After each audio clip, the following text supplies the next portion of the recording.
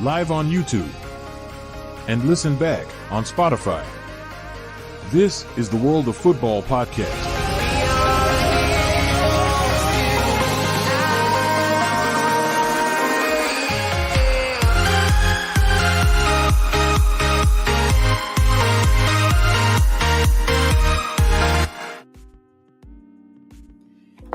We're back.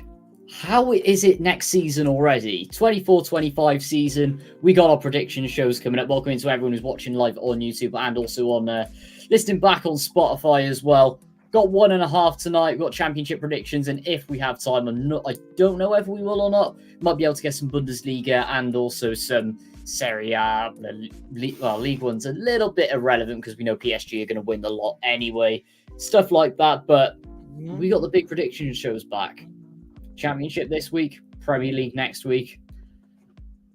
How's it come around so quick? It seems only yesterday we were, Viva España, wasn't it, at the end of the day? For anyone wondering, got this little concoction ready and waiting to go for us to complete. As you can see, Mr. Horn's predictions are ready and loaded for this season, and let's get on with it. Julio, how you doing, bud? Yeah, good. Good to be back. It's been a while. I've had a lot go on recently, so it's nice to finally be able to set some time aside to sit on. And I don't think there's anything better than championship predictions. You know, trying to predict the most unpredictable league in the world. Oh, 100%. It's really great to see you back, bud. And we were discussing backstage beforehand how you could literally draw this thing out of a hat, and you could probably get more accurate predictions than just you predicting it as it is. But we'll wait and see what we there's always a shocking take by everyone. Gotta love the ball opinions. We're gonna smash it out tonight. Reece, how you doing, bud? I'm good, thanks. It's nice to be back. Obviously, I returned to content creating over the weekend. I've done this is my third show in the space of a few days, so it's nice to be back on 3 separate channels. Obviously, my commitment this season obviously is here, but I'll appear on any channel if I'm asked, of course. But my commitment's here, and obviously the Steel Chair, which is going under a little bit of a refurb because obviously I've taken a break from Twitter. But that's because I've done that on purpose, because I am looking to, one, escape the streak of piss that is the terrorist attacks. Well, I'm calling it terrorist attacks. There's people acting like terrorists across the UK at the moment, and I'm not referring to people that are foreign. I'm actually referring to people that are in the government, because they're the ones acting like terrorists right now by allowing this to go on and not even giving any foreign individual a chance to be free here. It's got out of control and it's bloody and violent, and I'm dreading going to London in 15 days. My theory test's in 15 days, but I'm dreading going to London 2 weeks from then. I'm genuinely dreading going down to London because of the circumstances right now, and I feel sorry for everyone that's down south right now, because it's just absolutely disgusting.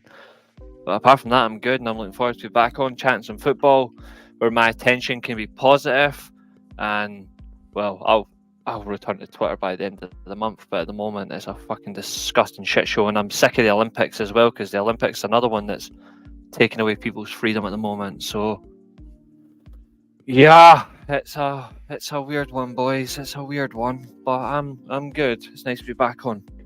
Absolutely, 100%, and well said, of course. And while the rebrand's going on, make sure everyone to check out the weekly Steel Chair as well. Got All or Nothing coming up in Wembley Stadium. Still doing content. Yeah, still doing content. Done a solo preview stream the other day myself, and it was just under 300 views or something on my own. So it's going really well. So I'm just working away, but yeah, just keep close tabs on my community tab, because I'm posting a lot there. I'm going to be posting links as well, because I'm starting up a blog and a website for the channel as well, because I want to do more written pieces. So nice. I'm doing that. I'm looking to get people on board who like writing. I do like a little bit myself, but it's been a while, so I'm looking to do that as well, and just have fun. I'm not paying anybody, but it's just fair to, but it's just to get people who like writing, want to get their names out there. That's pretty much why I'm doing it. So it gives them a chance to get noticed. Because at the end of the day, I don't care about myself. I can write for days, but if there's people who want to get into wrestling journalism, as an example, or just any form of sports journalism, then they can certainly use my channel as a platform and they can get themselves out there. That's what I'm hoping to do. Absolutely, well said, and make sure to obviously check that out, guys. There's going to be some great content coming up, and Reece is absolutely smashing it at the moment, as you can see. Yeah, Content's been fantastic. Hard graft pays off, that's all I'll say, mate. But aside from that, got to put this one in there because that is a well-known fact. Stay tuned in the next 24 hours on that channel, and we'll tell you why. Aside from that, I think what we're going to do first off to get the show on the road, we'll start off with the three doomed teams. Just sort of the kids at the back of the class who are just ridiculous. They like to throw a saucepan at the teacher's head, and really they just need to be thrown off the face of earth. So, do you have any volunteers who'd like to go first with their bottom three? Well, I'm going in. Well, he's probably written his down. I'm going in completely blind, so that's what makes me. You might that as well makes start drawing out of a hat then. No, I've already got mine. I'm just going in blind, like where you guys will see it, where I've not written anything down. Like I'm just using the list of all the teams. I'm just going to slot all these little fuckers in. So last place, I've got Derby. Then this one might shock you a little bit, not too much, but ahead of it, just above them, I've got Plymouth. And then I've got Oxford. Very interesting. 2 out of the 3 promoted teams there. Yeah. Really interesting. I think Derby, all circumstances, they're not fully stable yet as far as I'm aware when it comes to their finances. I think it's going to be a very tricky season for them based on the rest of the league where it's a little bit mixed for budget. I think the only chance they've got of survival is if they can have a good start to the season. I don't think they've got it in them as a squad. I think they're still trying to repent after what they've caused themselves over the years. Like they're certainly much of a problem, and I don't think they're statistically better than Oxford either. Plymouth, I think Plymouth are just all over the place from what I saw last season, especially for their finishes. Like they're hot and cold. I think it does come down to it. Like it really depends on how the season starts up until I'd say about December. The first 4 or 5 months really will tell the story. If they're all fighting in the bottom 3 to the bottom 4 positions, I don't see them getting away from that at all. And then Oxford, yeah, they've just been promoted, but I think they'll just finish the best of the rest in the relegation zone, but they'll go down. Interesting. Very interesting takes on that one. Julio, what's your thoughts? Okay, so bottom, I've got Oxford United. Because obviously out of the 3 promoted teams, they finished the lowest. I know they got up through playoffs. They've lost Murphy, one of Nathan's favourite ever players. I swear that team's full of Cardiff rejects, though. Vaux is in there, is he not? Well, Vaux is in there. On a free, yeah. One of Doug's favourites, Kyron Brown's in there. Joe Bennett's in there. But there's not Mark Harris. There isn't much suggesting they can do more to stay up. Second bottom, I've got Watford because it is just all going downhill there. Unless they sack Cleverly probably by the end of August. I'm not saying he's a bad manager, but it's his first job and it's not looking great on the pitch at the moment. And they've been on a decline since they came back down, and it doesn't look like they're going back up anytime soon. So it's looking really bad for Watford at the moment. And then the last spot was tricky because it could be any one of 3 or 4 teams. I was saying to Nathan backstage, obviously, that the bottom 6, it could be 3 of any one of them. I've gone for Derby County simply because even though they were too good for League One and they've got a vast amount of bottom half Championship players, I just think that it won't be enough compared to maybe a couple of the other teams, which obviously will come to when you look at who I've avoided putting in the relegation zone. You look at the other 2 predictions that have been named there. like in Reece and Doug, you think, well, hang on, you've missed out Blackburn and you missed out Plymouth. I just think it'll be a case of who is the most mid, pretty much, goes down. Like I said, I think in our group chat, I think I said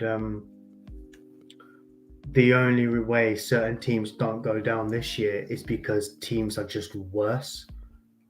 They're lucky that teams below them are worse. Or they don't ask for my faith. Yeah, sure. But yeah, like Nathan, you avoided relegation 2 years ago because of a Reading points deduction. Yeah. That kind of stupid margin, stupid luck, that kind of thing is what I think will just...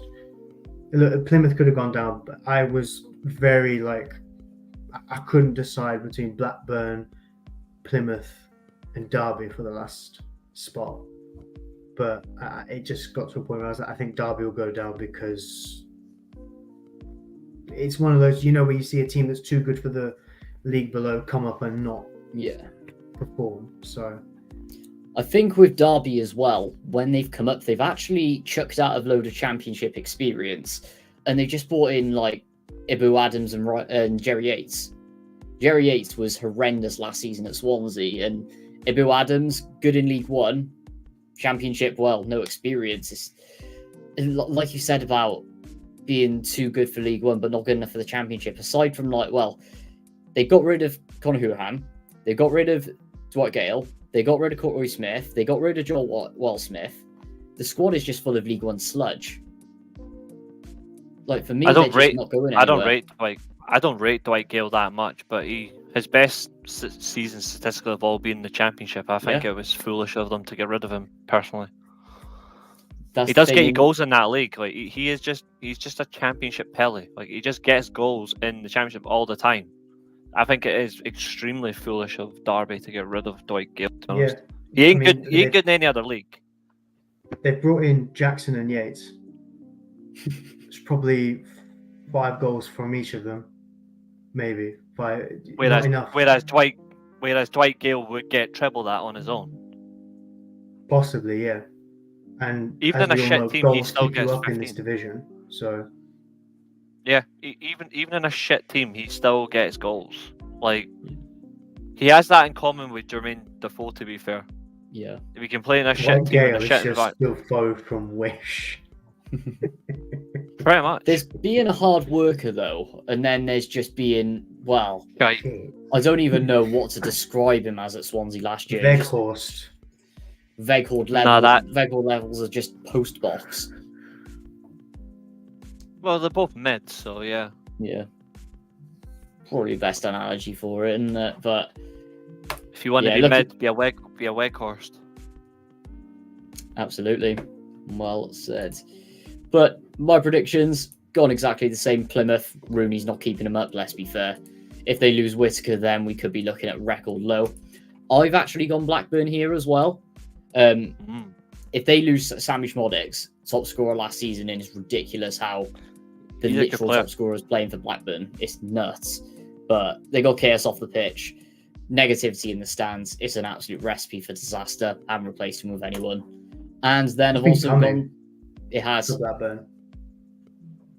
At the end of the day, they've had good seasons where they've had like Dak, Berison Diaz, Schmodix, all in the same team. Strong midfield, strong defence, under the likes of Thomason and Tony Mowbray and stuff. But when you don't reinvest, have problems off the pitch. The Venkies are doing what they did to them in the Premier League 10 years ago. So bye-bye. And then we got Derby, which I share everyone's consensus with. That's my bottom 3. Anyway, guys, let's go. Let's hit out a couple of predictions. So, Reece, who are you thinking?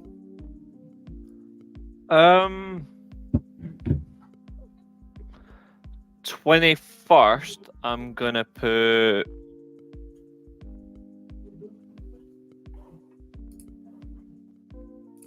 I'm gonna put Stoke.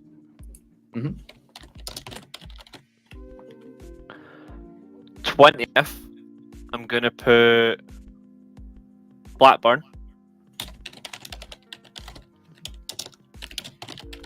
I have one question for Blackburn, Reece. Do they keep Sammy Schmodix? No, Interesting. I don't think they will. I think they'll lose him. They'll get a decent fee and then they'll waste it on paying the Venkies for more chickens. There'll be nothing else. 19th. You might be shocked by this one. Probably not. No, I What think about you you? might. 19th, I'm saying Bristol City.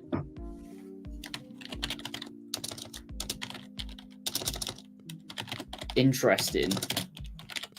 I'm all I don't ears for think this this is. I don't think this is as out there actually as people might think. I think it's more in the fact that they are, like, for people, they think they will be a whole lot higher. I don't. Like, people think they will be touching distance to the top 10 or getting close to it. I don't. And there are people that do think that. I don't know why, though. I don't see it. That's fair. Julio, your turn. Okay, so 21st, I got Plymouth. Mhm. 20th, I've got Blackburn. Mhm. You know, like I said before, it's a mid-off down there. Yeah. I think Rooney might do better in this job than he did in his previous two, because small budget, small expectations. I think he'll do something, but I could be horrendously wrong with that. Who knows? Blackburn, I think, just survived because the teams below them might be worse, and if they keep Smodix, pretty much. I That's the way agree. I see it.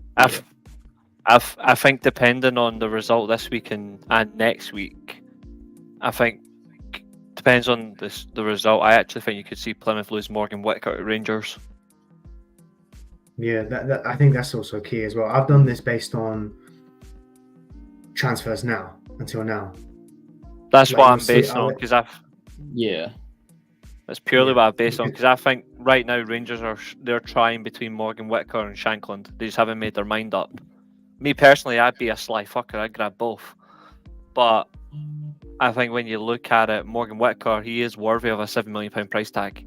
He's a really good player. I really do like Morgan Whittaker. If Plymouth lose For him, me, they are well, absolutely he would ruined. win Celtic. He'd win Rangers the league for me. I 'Cause you're don't think talking he would. At least 15, 16 goals. I don't think he wins the league for them this season. The reason being is it's so disjointed at the back. And it has been sluggish against Dynamo Kiev tonight. It has been very sluggish, even though it's 1-0 Kiev. I'm not impressed with the whole Rangers backline and the midfield base. I think Whittaker guarantees goals to keep them in the hunt, or in certain games where you really need it, like what Morelos did to a degree. But I don't think on his own he does it. But if he has like a good team around him, then yeah, he easily could. I think he is that good. That's fair. But he is a quality player, though. I think you could slot him into any genuine team right now, and he would be a great threat. I think if you stuck him in a team, like, he would be perfect right now for Glasner's Palace. Yeah. As an example, like, he's slotting really well at that team. But I just look at it as a baseline, and you've got options. I'm surprised not even like any of the Prem clubs that are like trying to compete for the mid spots or trying to stay in the league. I'm surprised none of them are looking at Morgan Whittaker. Like, even a Brentford, who are absolute ass. I was going to say that actually. I'm surprised.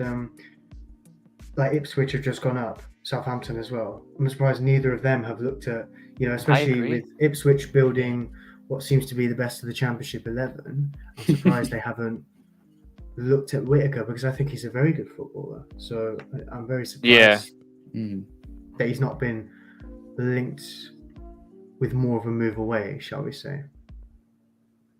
In 19th, I had Stoke as well.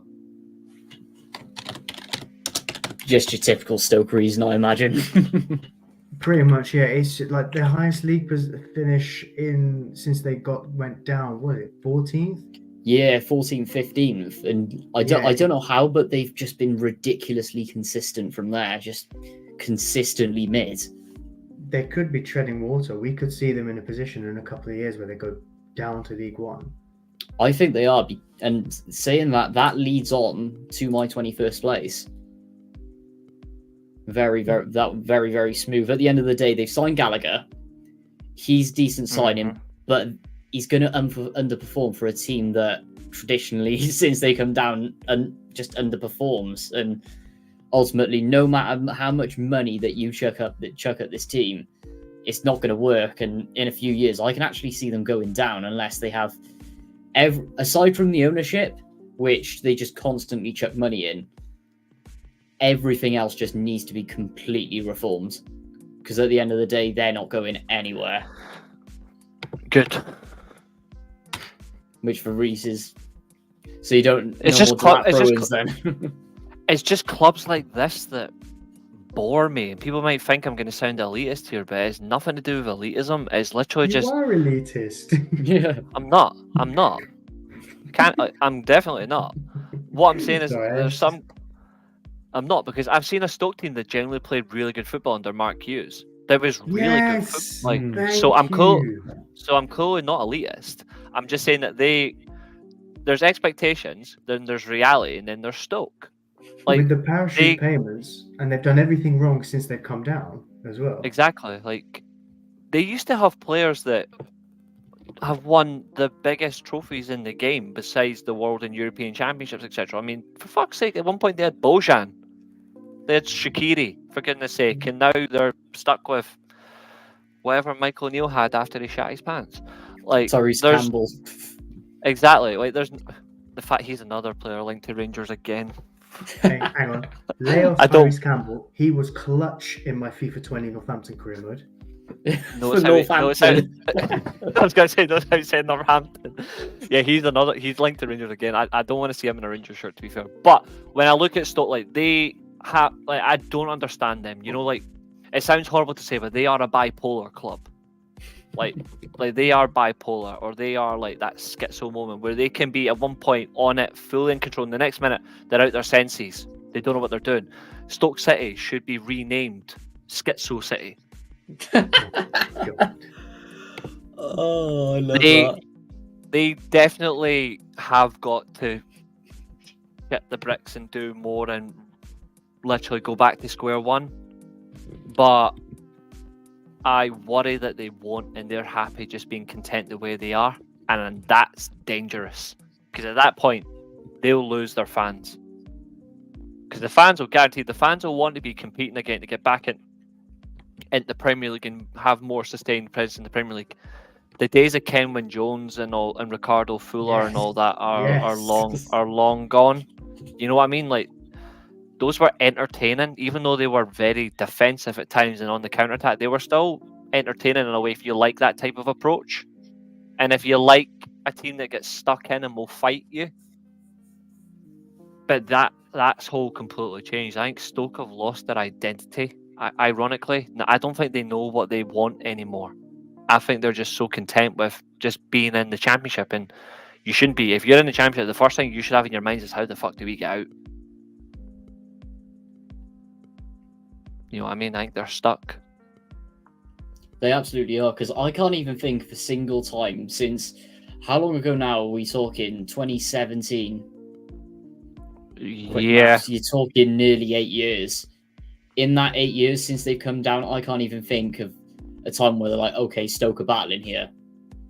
It's just been complete mid-table mediocrity of just They spent nothing. a lot when they came down as well. They were hoping they'd get straight back up. Pretty sure it was like exactly. 30-40 million. Yeah. Something ridiculous. They were genuinely hoping they'd get back up, like, immediately. They were so hoping, clutching at straws, but they got that horribly wrong. And to be fair, clubs that do that, make those gambles, if you're going to gamble it right, but also gamble with somebody who's actually a good manager. Like, even though they're an absolute scum club, take Leeds for example. Leeds gambled heavy on money, but at least they had an elite manager in Bielsa. Yeah. Like, Stokes, the elite that Stokes going to get is a monsoon. Yeah. Yeah, absolutely. I'm actually gonna have a look at their transfer window since, because I've got another player they used to have that's actually quite mad. They used to have Jesse Rodriguez, for God's sake. I think They I had said him when the he was year they actually. went down. I know, but he was decent as well at Madrid. Like for the games he actually got to play, he was actually quite decent to watch. It's mad. They're a Yeah, they strange got him team, as like Stoke. a want-away, loany, overpaid squad player at PSG, I think it was at the time. It was, yeah. Yeah, I remember that. Nathan, who who else you got then? So 21st, moving away from the prime Barclays days that we all miss. I must be insane for doing this. Yeah, you are insane. Copying Mr. Irish guy Sounds quite about right. literally because I know they've signed a lot of championship rejects, but they've signed a lot of proven sort of lower end championship players who dropped down to League One, gelled very well in a short space of time under Des Buckingham, who got them up from 6th after going through 3 managers last year. That's momentum. They've been smart in what they've added, and I think they're going to get it over the line. And then last but not least, in 19th have gone Pompey. Mousinho, I rate him as an underrated manager, really underrated manager, gets the best out of young players. Good start will keep him up. Poor form will just crucify him middle of the season when the squad depth goes. But yeah, it's going to be a decent season for him. Yeah, I was just saying we were talking about Stoke there. So We were. the 18-19 season was when they were back in the Championship, when they had Gary Rowe, and then they sacked him when they had Nathan Jones. Yeah, Oh 30 yeah, I million they remember spent. that. 30 million they spent on Benica Fobe, Sam Clucas, Peter Atibo, Tom Ince, and James McLean. They signed a Phobie like a week after he made his Wolves loan move permanent when Wolves had gotten promoted. Oh, that was funny. So yeah, Phobie had been on loan at Wolves as a return in 17-18 as they got promoted. Made that loan move permanent, and then within a week, I think he either signed permanently at Stoke or went on loan, and then they made that permanent by January. They made it permanent straight away. I'm pretty sure they made a loss on it as well. Yeah, which is a massive completely loss. hilarious. To be fair, there was only 2 good things about that season for them, which was funny. The first one, obviously, is that they finished 16th in the league, and the second one, I just remember the whole saga of Butland and Charlie Adam when they went psycho over the board when they were like, "Your transfer policy is pish." Oh my gosh! They just tore them apart. Butland held no. Like, this is when Butland was still claiming to be the best English goalkeeper in the world at the time and all that. That was hilarious, to be fair. But he was going absolutely psycho, saying, "Where are the players coming?" Charlie Adams like, "Well, I'm Scottish and all that. I Butland don't got care priced anymore." out of a move as well. In that summer they went down. I think because Huge. Chelsea sold Courtois, they were looking for a new goalkeeper, and Butland was priced out of a move to Chelsea. And ultimately, look what happens when he was priced out. No, Butland Courtois was just still went, at his Chelsea that career season, went. I think. Pardon? I think Courtois was still at Chelsea that season. No, 18-19 season. He'd gotten sold in 2018. So he went to the World Cup, came back, went to So Real he Madrid. did. Aye. So he did. And Chelsea spent big money on Kepa because they wanted Alisson, but Courtois took too long with his future, and then Butland was apparently they didn't agree with the fee, so they paid pretty much double on Kepa Arrizabalaga. That's right, because that was the humour of Starry, which is a shame. I felt sorry for him ever since. 50% sorry, but yeah. I was going to say, that's true. Lols. God. Right, Reece, who have you got in 18th, 17th and 16th then?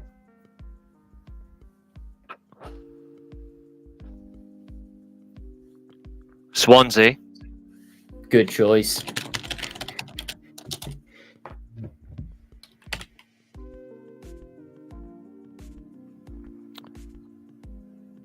Preston.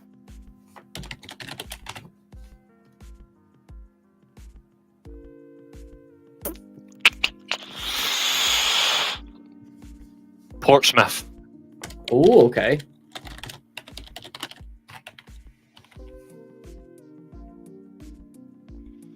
You going down the hipster signings with Swansea? I don't know who they've signed. I just don't like him. They've gone very hipster with their sign. Probably never heard of them, to be fair. I mean, to be fair, they used to have a hipster manager until he thought he was bigger than his shoes and he left. So, Hmm. and they had a wanker called Brendan Rodgers as well. He was the one who started it all. Mm-hmm. Yeah, I'll never let it go. Martinez was. Yeah, never Martinez let got the them out job of League One and competitive in the Championship. And I think, was it Brenda's first season? No, second season. We got him into the Playoffs. The Prem. he got him straight into the Prem, and then nearly in Europe. Mm-hmm. Jesus. And then along came a better manager and a better human being in Michael Laudrup, and then Yeah. they fumbled him. How can you fumble Michael Laudrup, honestly? Desperation. Guy- Club syndrome. The guy's a football god, and they fumbled him. Second season syndrome. Michu wasn't doing bits. Desperation. They were further down the league. They weren't looking good. Didn't bash him at Could all. argue that, They yeah. didn't. I mean, yeah, they signed Bonnie out the Dutch league, believe it or not, and he actually scored goals. He was That incredible. chance, signing for that honestly, that chance is still stuck in my head.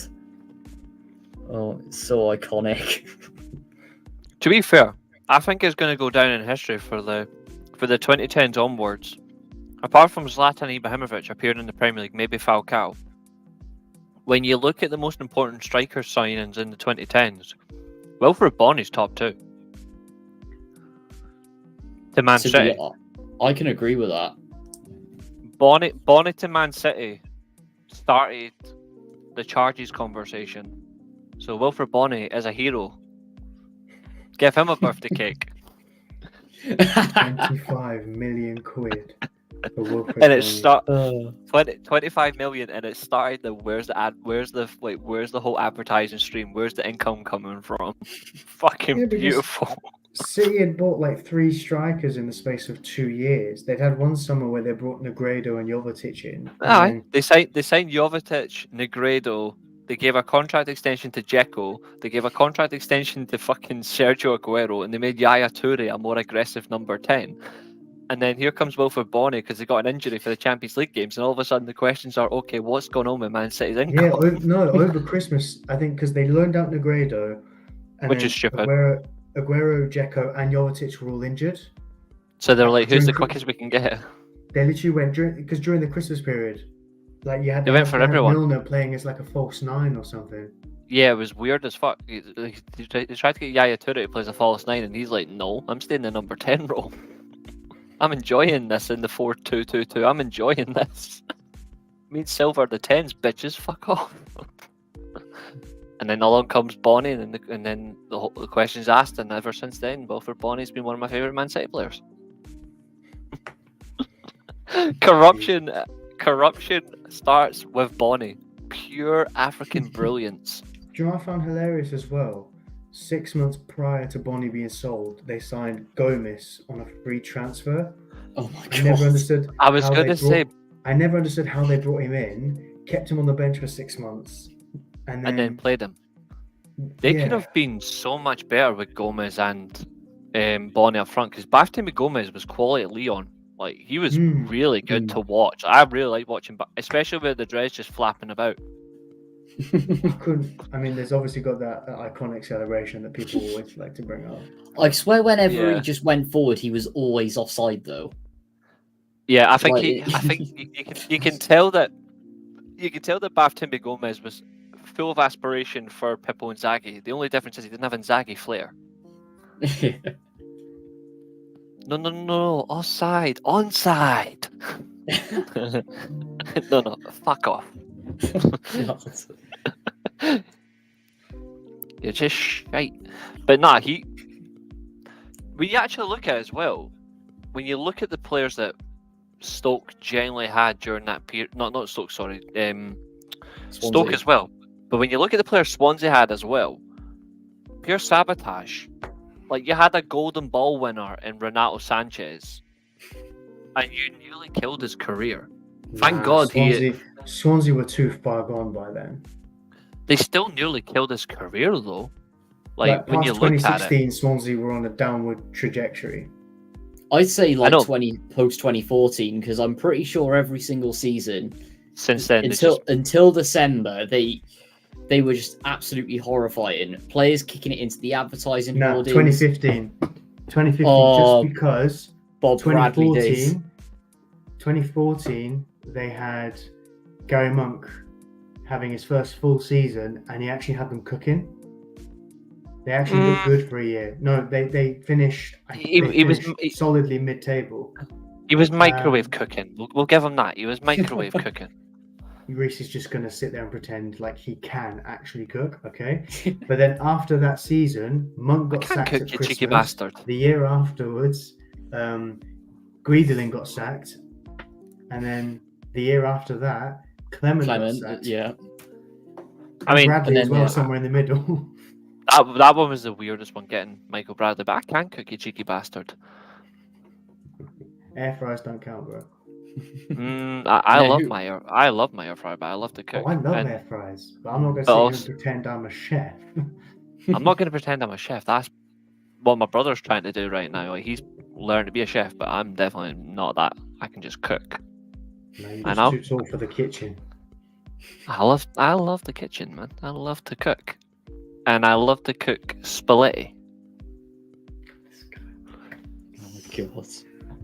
Right, so in 18th, I've got Millwall. Okay, that's interesting. That is interesting. I know Neil Harris knows the Championship, but it's Millwall. Yeah, enough said. 17th, I've got QPR.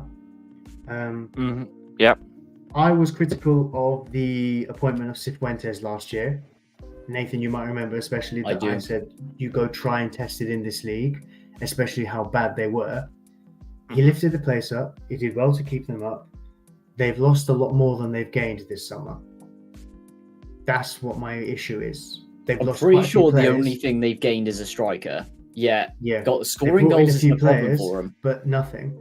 I mean, scoring goals is. I mean, they didn't really have that last season. When you deep it, you got Lyndon Dykes. They had an unproven Sinclair Armstrong, who's just gone to Bristol City.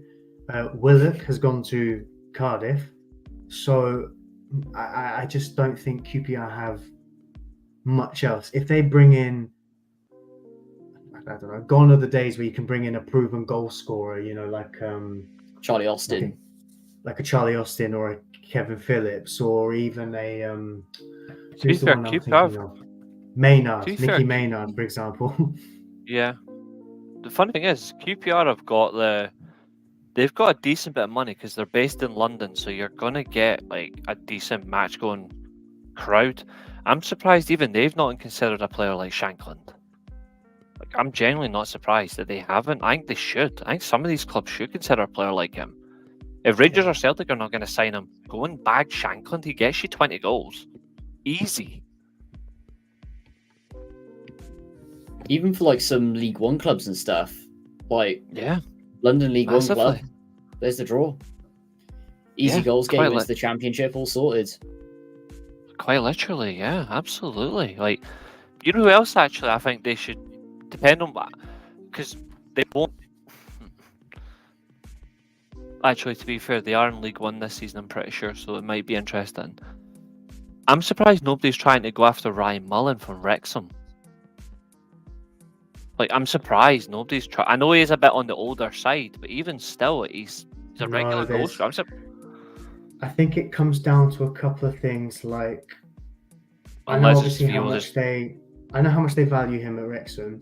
I think they pay him a bit over the odds in terms of they don't want to lose him. He's on stupid wages. Yeah. And I think for himself as well, I think his family is actually based around there.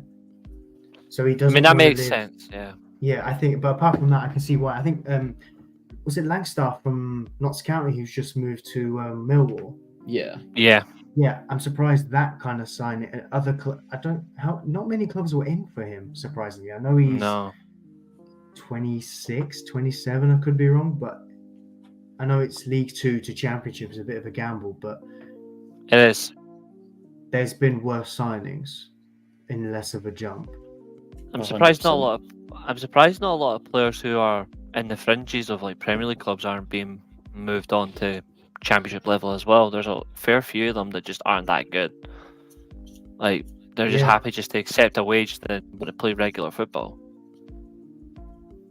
Yeah, I was saying this before actually. Like, gone are the days where you could get a club's fourth choice striker and he's guaranteed to get you so many goals at the bottom of the Premier League, let alone in the Championship.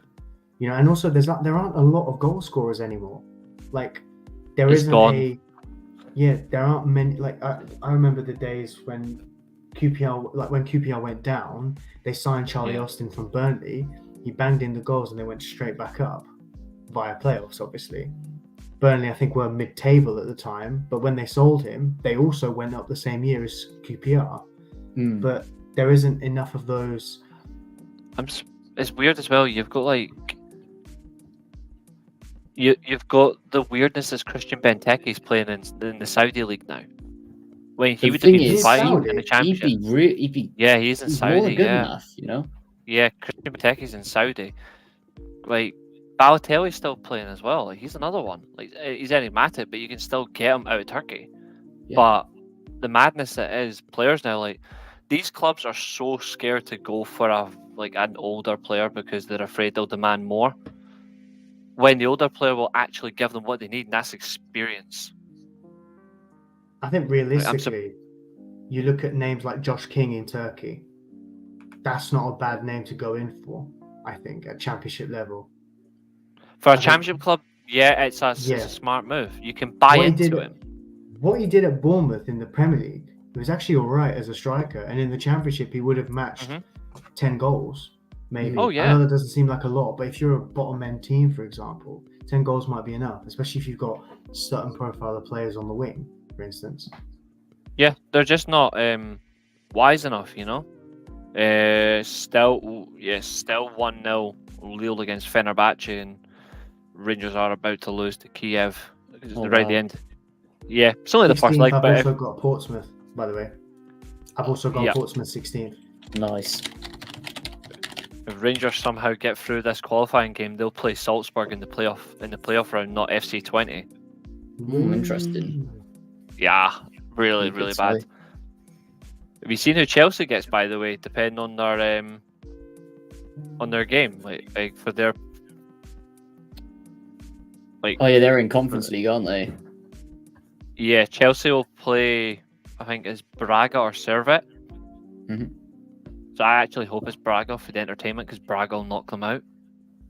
Oh, they will. Yeah. Poor Barnsley, they got absolutely mugged off Roma 4-0. Oh, wow. Even in a pre-season friendly, they were like, fuck this. Like, even Dybala scored. The Ross is like, I hate Dybala. The Ross is like, I hate these fuckers. They're called Barnsley. Let's just go and smash them. I mean, when Dybala scores against you at this point in his career, you might as well just fold at this point. But anyway, moving on to my 18th. Gone for Watford. Absolute state off the pitch. There goes the parachute payments. Gonna lose Asprilla. They've lost Kone. They haven't signed anyone. Deep waters, and when you got to bring in Tom Cleverley and can't afford a big name, you've got a massive problem. Gonna love talking about this one. Put the Jackson 17th. Just hipster signings. You've signed this guy called Ion. You've got this guy, Goncalo Franco. You've got a League One goalkeeper as your first choice when Rushworth was available on loan. Again, someone who did very well for them beforehand. Thing is, you've got to go for the hipster option, haven't you? You've raided Bordeaux for Zam Vipotnik as well. Oh God almighty, he's shit. He is. I've actually seen him play. He is shit. I mean, you've gone from Jerry Yates to that, and your backup options are Liam Cullen. I feel bad for him. I like Liam Cullen. He's a good player. Oh, I can't stand him. How do you know who Liam Cullen is? Liam Cullen is a genuine arsehole, but he's a good player. Like he is a genuine arsehole. You're full of surprises, you are. One moment you're telling me you don't watch the Championship. Next moment you're telling me you know who Liam Cullen is. I don't know what jurisdiction you have with the Championship anymore. Because let's be real. I don't watch every championship game. I've You watched the odd support few. fraudulent energy drink clubs and you don't watch the championship. Reece, what kind of football fan are I you? do watch the championship now and again. I didn't say all the time. I don't have a lot of time to watch championship games, but I watch what I can when I can. Liam Cullen, I know of, not from football. I know him from outside of football. He's a genuine arsehole. But he is enjoyable to watch. He's a genuine arsehole. Like, there's so much being said about him. He's a wanker, but he's I a have good no player. idea. Nathan, do you know what he's on about? I definitely don't. He's just a dick to people. Like, he's a proper dick to people. You are And- as well, and yet here we are. But there's a difference for that. Like, there's a massive difference. No. I'm there a dick to isn't. people. But I'm entertaining as fuck. Liam Cullen is a dick to people, but he's a wanker. No, that's But not the perfect I justification. He's also a wanker. genuinely like watching Liam Cullen play though when he plays. Like he's got a genuine good quality to him. The only thing is though is he is a backup though because when you look at what's in front of him, it's by design. Yeah. Like he's made to be a backup, not that he's been forced in. He should be the backup. He should be the starting choice, which says a lot. That's how delusional Swansea are. Oh, exactly. Because I mean, at the this end is of a the club- day, they It's the same spend. club that signed Olivier Nincham. Make that make sense. Of course, yeah. They signed Encham and then didn't use him. They signed him just because he scored a free kick for Celtic against Rangers. That's the only reason they signed him. Let's Yeah. be real. Like they signed him because of a free kick. The guy was decent. I've always said that about every time I've spoken with him on this channel. He's a decent player, but for God's sake, he wasn't good enough for Swansea at any point. They signed him from Marseille as well. Mhm. I'm like, what drugs are they smoking? Oh, God. And that's not even the last of their problems either. The style of play is horrifying. Just like 200% possession with no substance. And Yeah. they spend what, 3.5 million and don't replace Nathan Wood, who they just sold, so have no centre back depth. Absolutely Crap, they shocking. forgot they sold Wood, didn't they? I completely Yep. forgot. That is terrifying. That is genuine terrifying. That defense is going to be so leaky next season. But going for my boring choice, 16th, Preston North End. You've lost Alan Brown. You're not having a fight this year. Back down the table you go. So, next three. Ooh. That's where it gets fun for me. Okay. Now I have to start being a bully.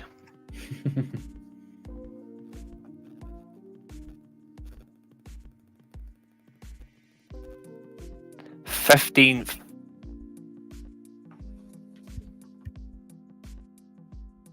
Sunderland.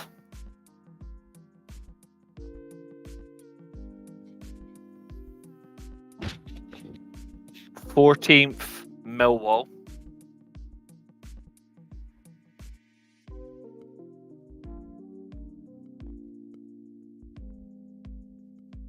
I can't believe I'm putting on this high. I really need to be executed. 13th, Watford. I am all ears for this prediction. It's just fucking Watford. The bastards annoy me. They bloody annoy me. And it's just what they do. Sunderland, they brought in Michael Beale when I suggested it. It made me fucking happy. So Sunderland deserve to be they deserve to be low for the entertainment purposes, and they still got rid of them. Millwall, it's Millwall, eh? And it's Watford. Fair enough. Julio, your turn. Right, where are we? 15th. I put Preston in 15th. Mhm. Just, yeah. I Yeah. put Swansea in 14th. Oh, Nathan's gonna kill you later, personally. No, I just think they've stuck to their hipster heritage ways, and for some reason, I just think it might work. There's the fact that you've got them so high up that Nathan will still want to kill you. But the thing I'm happy about is look at look on each individual list on this thing. Look at what team's missing. So All at right, this point, Kate, you smug bastard. This is why I don't care where you're putting them right now. I'll laugh if And he that says they're even tight. adds to I the will. weight as well. I will Can't laugh wait if to he. come to Cardiff. I will personally laugh if Julio just turned around and says Cardiff right now, just for the entertainment. It'll make me laugh. Believe me, I want to, but no, it's not what Oh I've got wow, here. okay. I I've got don't. I've got I'll Brazil be- in I'll be- 13th. Okay, There we are. interesting. Let's just put Brizzle anyway. Bristol City in 13th, eh? I quite like that option. A lot of it was very much a case of who's worse. That's kind of what I was going down with my thought. It's like, well, I can't put them there because they're worse than 14th. Do you know what I mean? So Well, I mean, they are like a team of nuns. Like they'll certainly have Jesus on their side and God. They'll be praying every week for results. So yeah, Oh god. Brizzle the prayers. And then lemon over drizzle to cake. my mid-table mediocrity. 15th, gone Millwall. Langstaff Tangranka, great signings. RIP, obviously, to Sarkic. That's just so sad, isn't it? Up to 14th, QPR, Cifuentes. Signed this guy called Zan Salah. Lost half of your front line, so not doing anything this season, but it'll be all right. 13th, let's go for a bold one. Sheffield United. You mean these haven't been bold? I looking at everything. This is like the.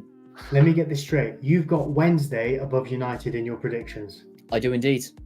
Okay, fair enough. I genuinely think that Sheffield You- Wednesday are in a much Good. better position than United right now. Interesting. All Main I'm reason gonna being- say is for the Owls. For the Owls. Absolutely.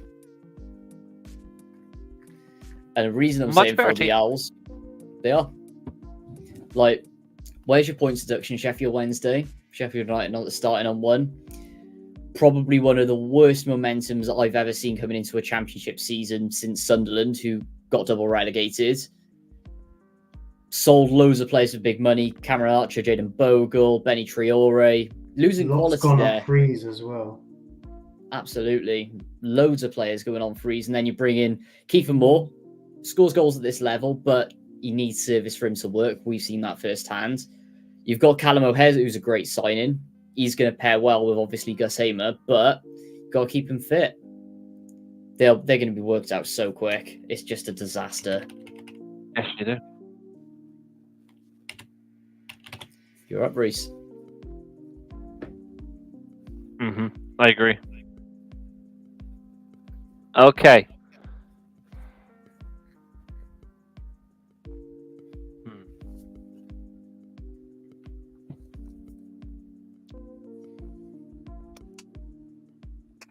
United is. Sorry, 12th. I'm going to say Sheffield United. Mhm.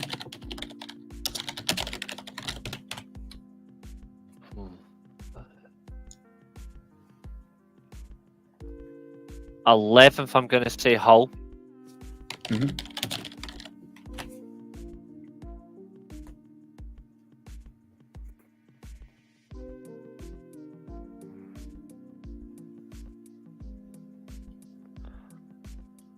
Tenth.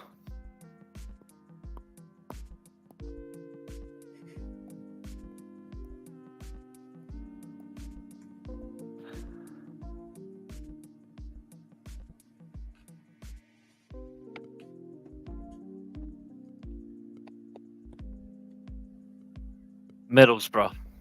Oh, okay. That massively caught me off guard.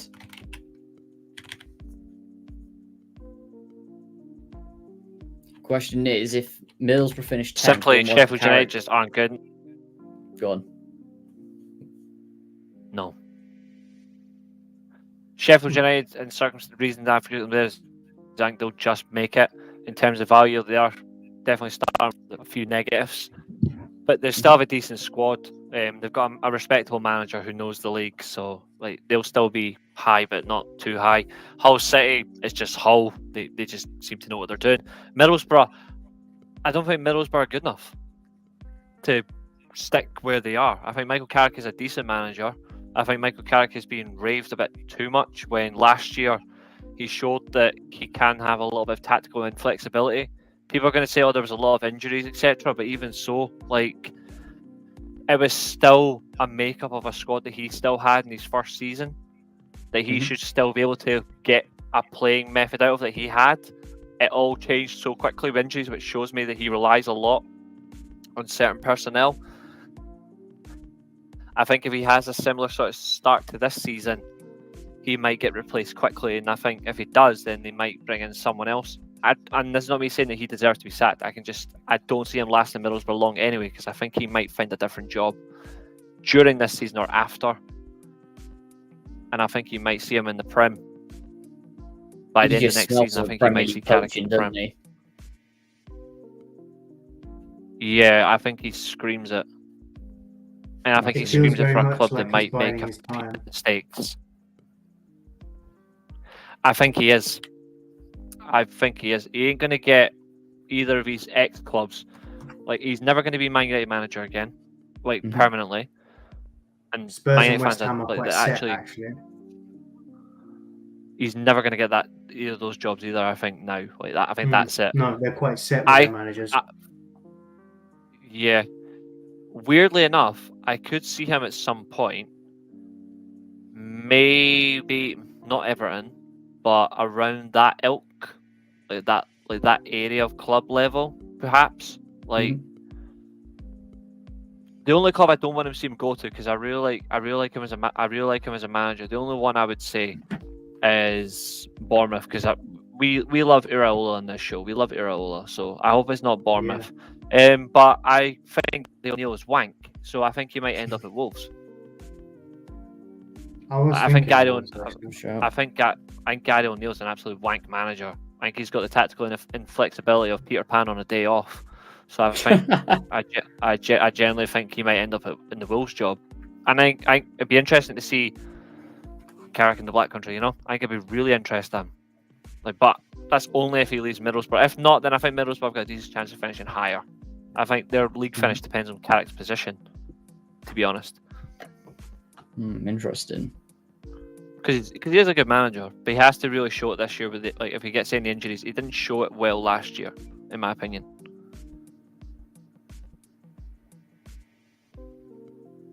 Yeah. Very interesting. Julio, you're up. I got Sunderland in 12th. I don't know anything about this manager, so I don't know what he's going to be doing. He can't be any worse than Michael Beale, but that is a very low bar, so enough said. I got Hull in 11th, which surprises me because I didn't think they'd be this high up, but I just think there's so much more going on elsewhere. Good boy. To be honest. Yeah, that's a good shout, to be fair. 10th, I've got, like Doug, Sheffield Wednesday, actually. Oh, wow, okay. Yeah. Intriguing. I didn't want to put them this high up, but I just saw the momentum they were in, and I feel like when a manager galvanizes the club the way that was done last season, I just think that it could be a Barnsley where for the Owls they were crap one year and the next year they were playoffs.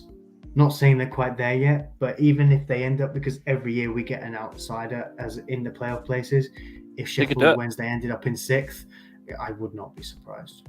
They could do it. They're a decent side. They could do it. They are. Plus, not only that as well, they've signed some decent players at this level. Jamal Lowe, Daniel Chalobah. He's a decent signing. Jamal Lowe is a decent striker signing. I don't know why Swansea didn't go in for him. Delusional. They sold him. I know they sold him, but they got him from Bournemouth, didn't they? Sheffield Wednesday. Yep. Yeah. I don't know why Swansea didn't go back in for some of their older strikers. I wouldn't have even been surprised if Swansea went back in for Ryan Brewster, as much of a half-season wonder as he was. Even though they're so far behind, it just came through in the Sky Sports app that Chelsea have agreed the fees with Atletico Madrid for Gallagher and Omoro Dion. That's just come through. Even though Sky Sports being super fucking slow, because we already knew this. To be fair, I'm still saying that is the move of the summer that Atletico are getting Julian Alvarez. That's the transfer of the summer. That's insane, yeah. Especially with how quiet this window's been so far. I back that. It ties into my Champions League prediction. Does indeed. Oh, it does. Alvarez has sealed my Champions League prediction. There we go. Mate, By the way, guys, who we go on next we week? got that prediction. I can't wait to do. It's going to be weird as well this year, isn't it, with the Champions League? Because we're going to be doing this with 36 teams. Oh my god, we are, Yeah. aren't we?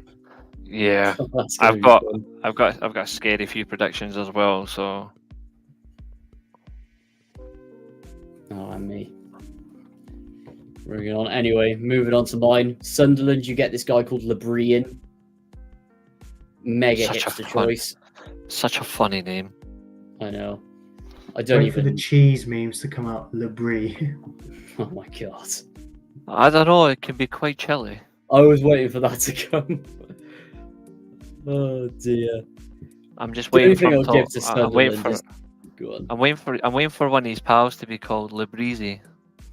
Oh my god. Can I just say this was a very poor managerial search for Sunderland. Not they hire Michael, they sack Mowbray with what seemed like no plan. Yeah. They bring in Michael Beale. Yeah.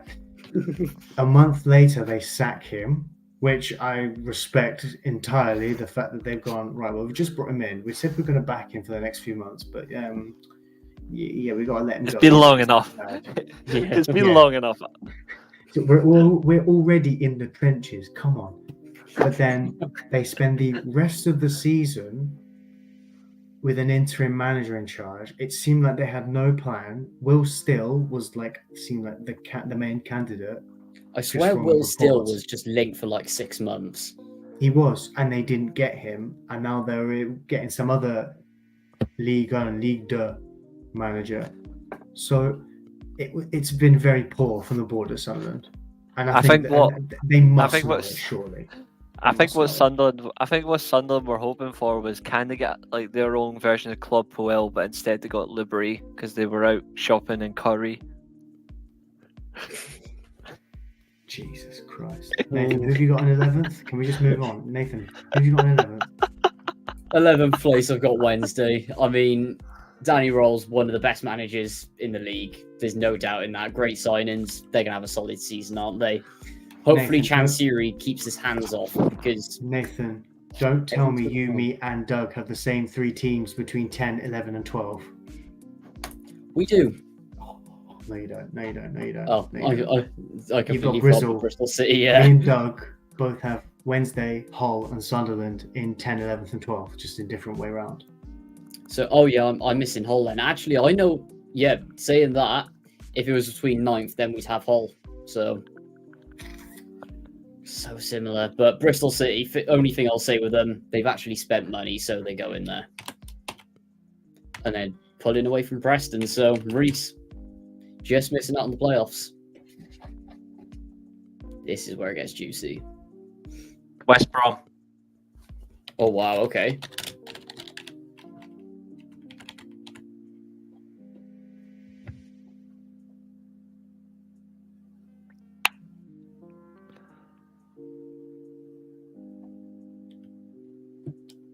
Norwich.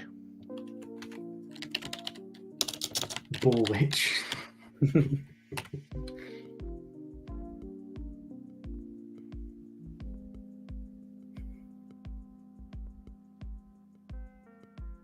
I can't believe I'm saying this club's name because I really do like what they did last year. Luton Town. Wow.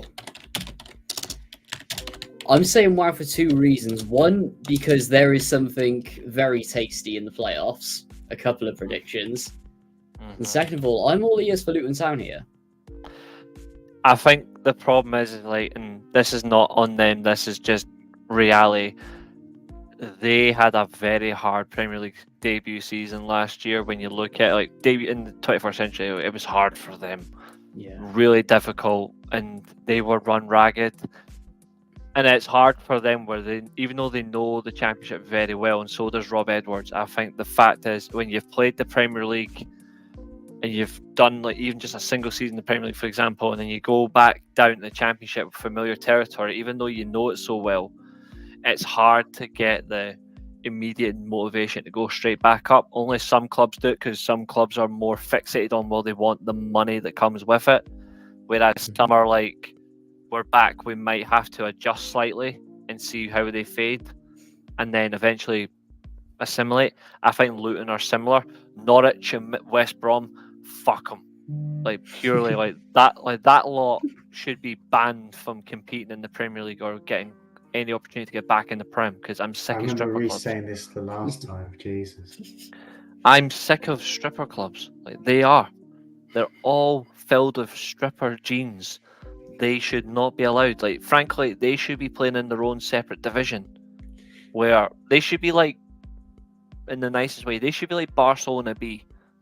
They should be allowed to stay in the Championship and never get promoted or get relegated. They just stay there. Just keep them there. And keep Daniel fuckface Farka on a job for life so he never gets back in the Prem. The ugly fucking mug. Oh my god, I can't wait till Leeds get promoted this season. Anyway, who are your missing outs? Norwich in 9th. Mm-hmm. Good man. Middlesbrough in 8th.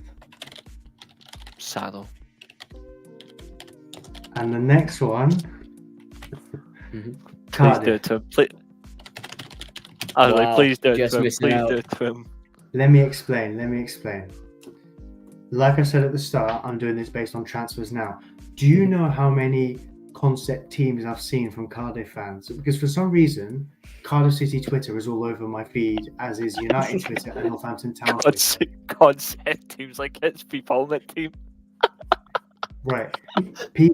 All of them has one thing in common. Callum O'Dowd at left back. That worries me. That is why you miss out on playoffs. Sign a left back, someone who can actually remotely defend. Sound.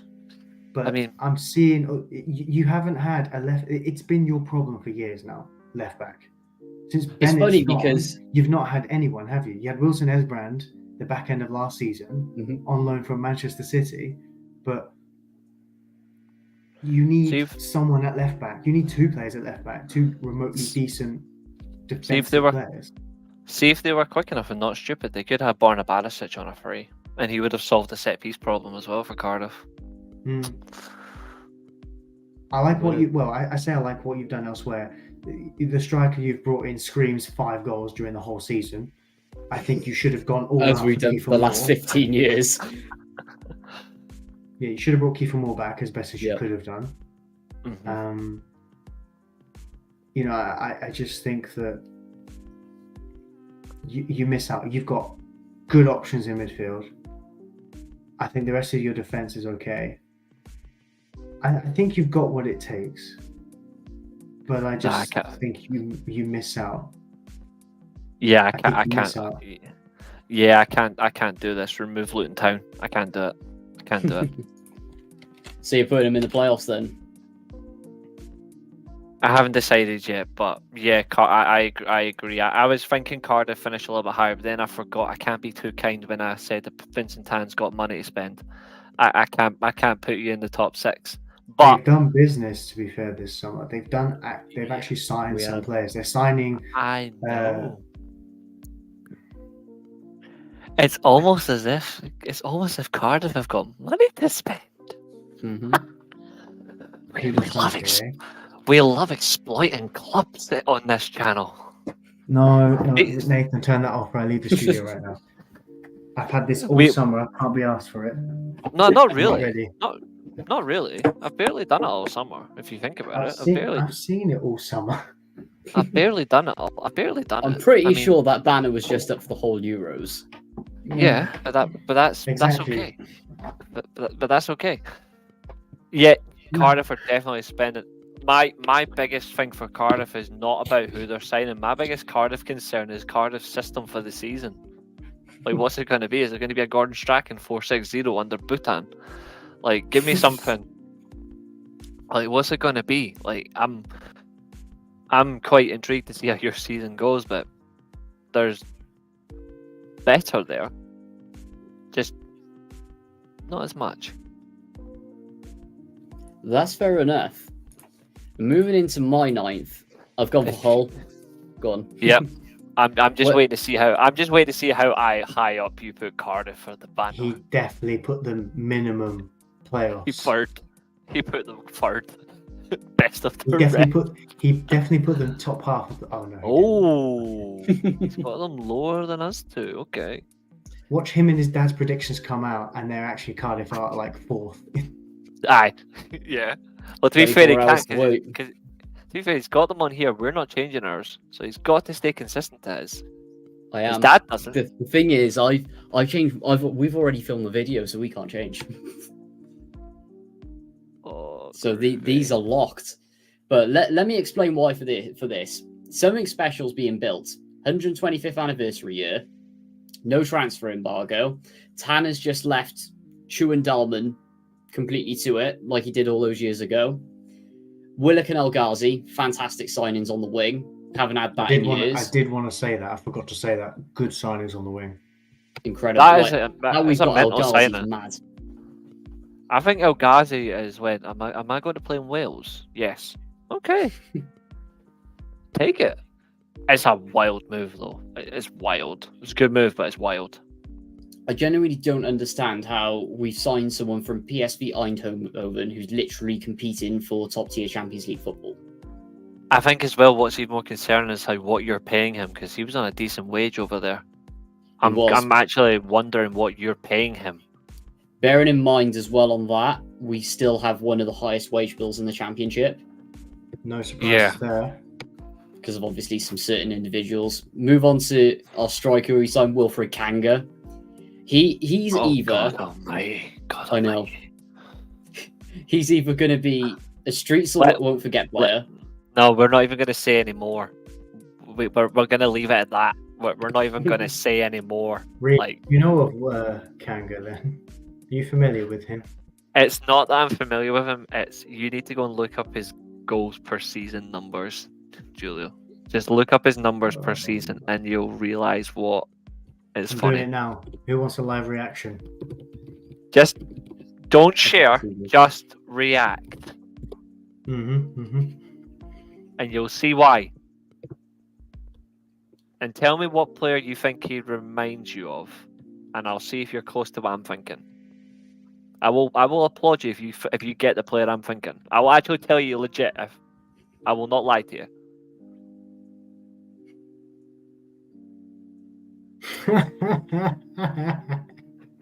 What player do you think he reminds me of?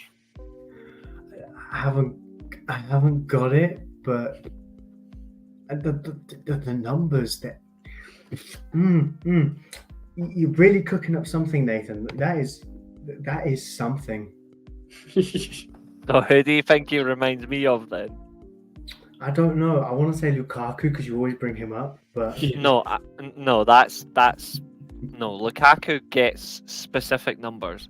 Kanga gets weird as fuck numbers. So who do you think he reminds me of? no, I'm lost. You're gonna have to spoon feed me this one. Be ballsy. Just have a guess. No, Just be ballsy. Look at the last 3 seasons, and that'll tell you who I'm thinking of. Look at his last 3 seasons, and it's a Premier League striker. is it currently in Premier League or?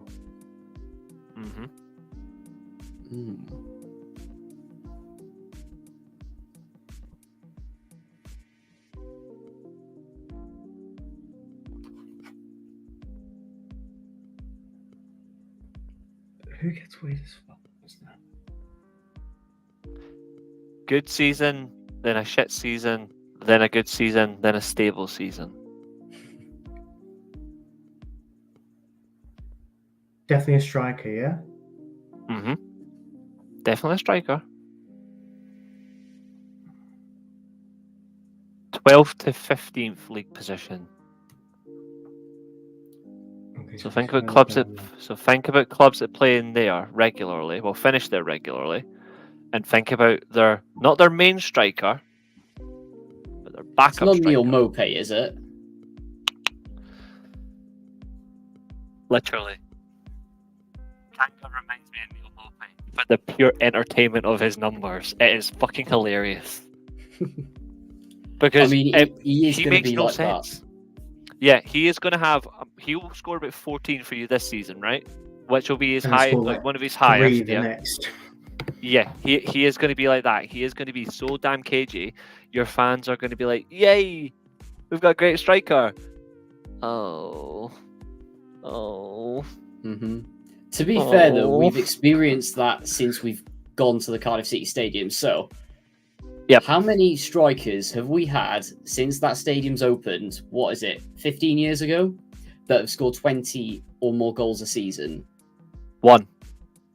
We've had three in 15 years, and 2 of them came in the same season. They must have really had the hots for each other. Oh yes. Honestly, that team was But yeah, is just absurd. Yeah, Kanga honestly is a weird ass signing. I think for me it's the wrong one. Whoever suggested him is genuinely insane. Do you know what he That's strikes it. me as? He's Go one of on. those, I think, where they've gone on paper, based on attributes, he looks good. Yep. But when you consider context in the eye test, he's shit. Literally, and that is Neil Mopey, and that is I don't see it. I could see it if it was and that is Calvert-Lewin, for Kanga. instance, but And that Calvert-Lewin used to be a professional footballer. used to be professional. No, just Ancelotti made him look like one. No. By profession and etc. and commitment to the cause, Calvert-Lewin used to be a professional footballer. Now he's just an ugly, overweight Donkey. No. Big money earning sack of shit that belongs on the catwalk in I knew Milan. he'd bring the dresses into this. I knew it was coming. I knew he was going to bring something like that into it. Yep, he should be on the catwalk being outshone by Victor Lindelof, who can still win trophies. So I've just put it in the group chat, but I just wanted to get back to Mopey a little bit. Take a watch of this. This is my fondest memory of watching Neil Mopey. And I genuinely think Kanga is at risk of being like this. Yeah, I have a feeling I know what it is. Is that Really Watkins setting him up? Yes. Ollie Watkins, yeah. Now watch what happens. I've seen it.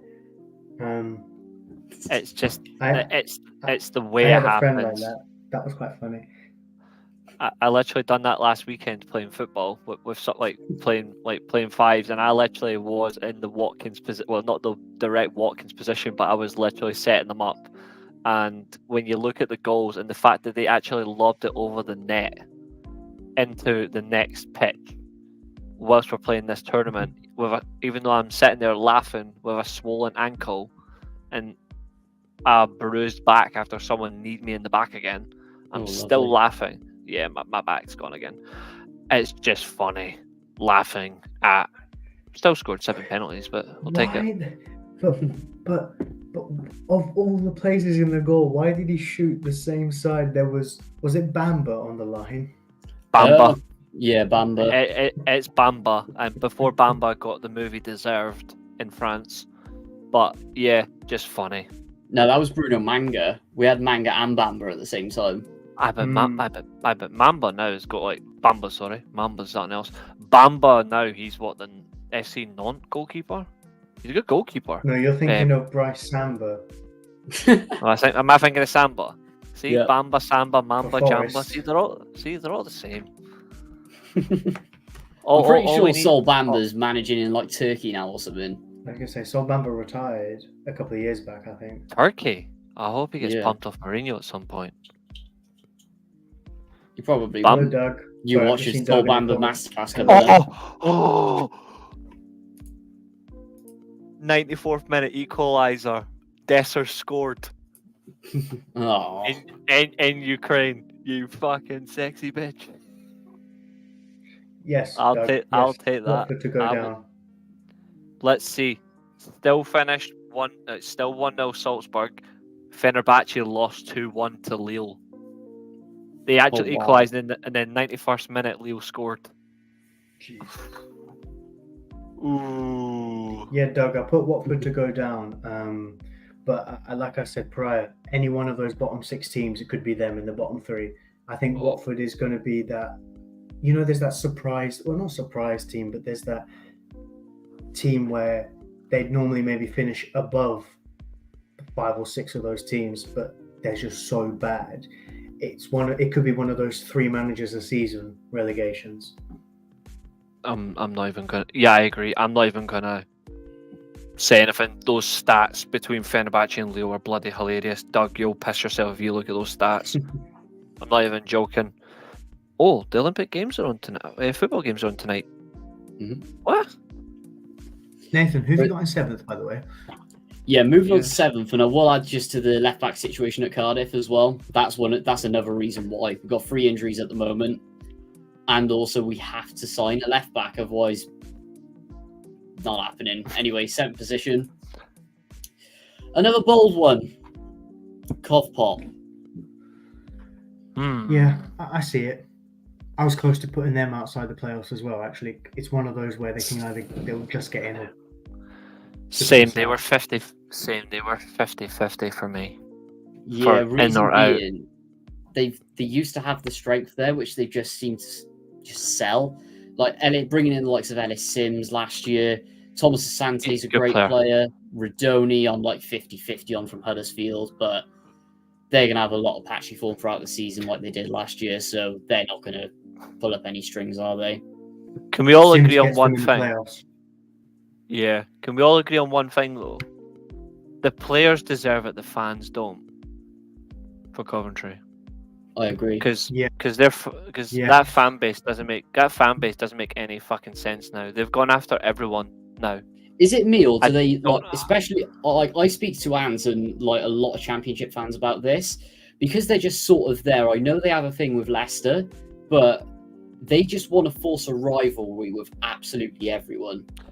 They've not been a major enjoyable force since the 80s. When they were regularly competing in the top division at the time, the first division, and they were literally winning an FA Cup against Tottenham that had Lineker and fucking Gascoigne in it, and Ardiles. This is a very good Tottenham team, and yet they've been irrelevant ever since. They get back to their first semi-final in donks, but they were never going to win that semi-final against Man United, even though it was a bizarre game ending. They were never going to beat United. Let's be real. But their fans are mental. What happened to the respectful fan they had? Have they all started watching Newcastle and absorbed their narcissism? There's a little bit of that because it's the barcode merchants. They're narcissists. A lot of them. The thing that makes me laugh about Cov as well in 18-19, when obviously they were back in League 2 back then, they were getting 4,000-5,000 a game. Yet all of a sudden, bang, 26,000. Yeah, where's that come bad from? Times, but that's a drop off and a half, and that's where all of this rivalry forcing, just arrogance, everything comes from. It screams fake to me as well, Especially if you're saying that drop off from 4,000 or 5,000 and they're back in the Championship now. They've got 26,000. Where was all those fans then? If those fans had been there, they would never have had the financial situation. Well, at least it wouldn't have been as bad. They might have still had the financial situation, but they wouldn't have been close to liquidation and all that shit. Because those fans would have put their money and stuff. Exactly, they would have put the money into it, and they would have coughed up. So why have those fans all of a sudden now decided to stick their money in? You know what I mean? I think those fans are. I'm generally going to say plastic. They're the definition of plastic fans, because if you're getting 25,000 more than what you got in League 1 because you're in the Championship, there's something seriously concerning there. That might sound harsh. Lads, that might sound harsh. Into the group chat. What have you sent? What have you sent?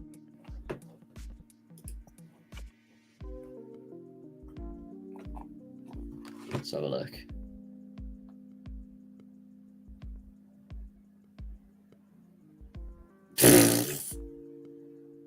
What's he sent? Oh my god.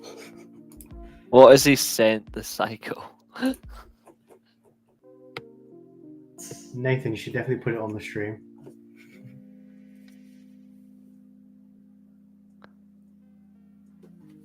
Mm. Oh. Sounds about right. Just sitting there looking at me, standing above. You guys heard that? Yeah. But let me go back to this, right? Have a listen to some of these average attendances. So let's go from when they were back in the championship in 10-11. So 10-11, and this is each season going on right up to present day. 16,000, 15,000. Relegated to League One, 10,000. Then playing in Northampton, 2,000.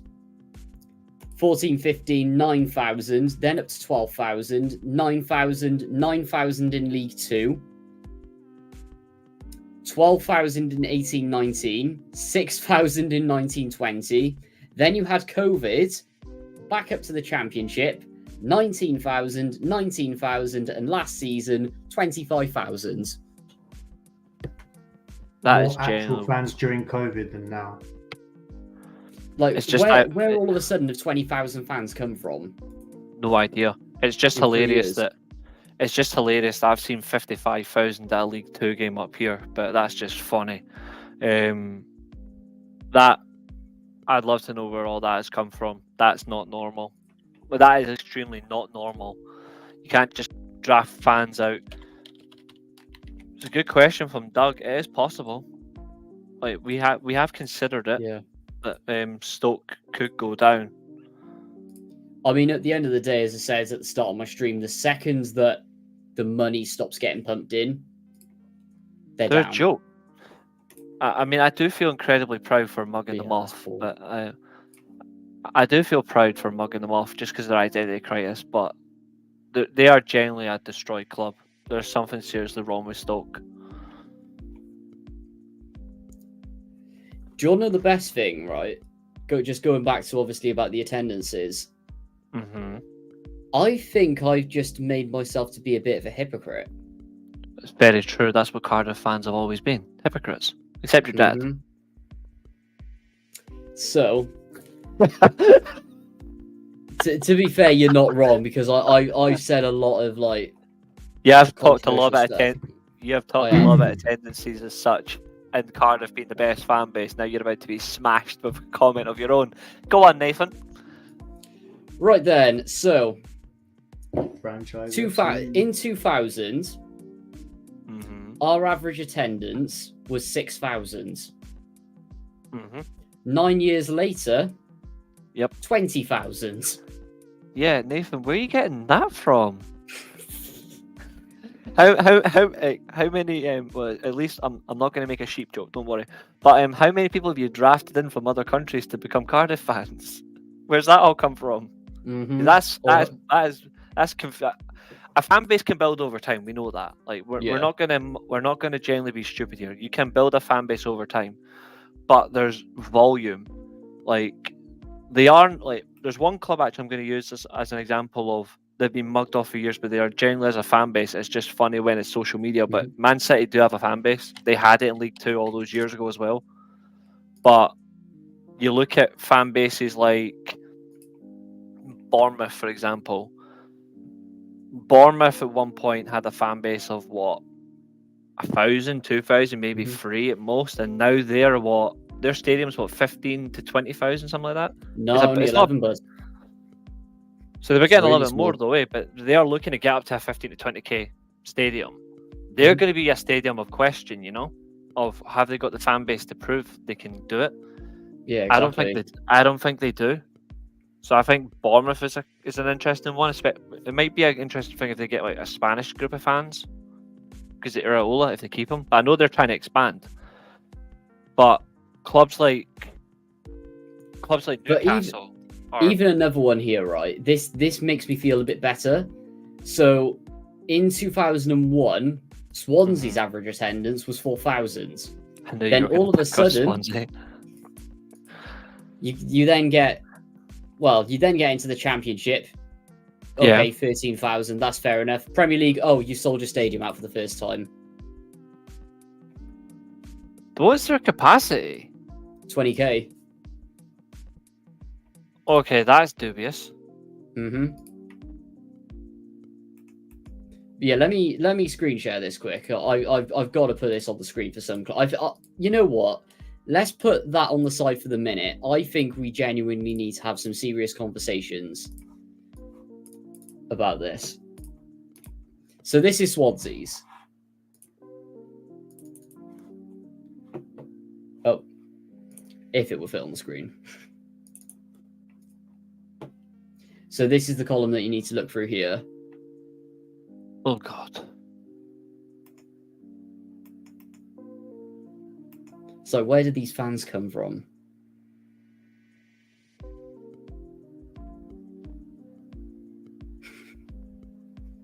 No idea.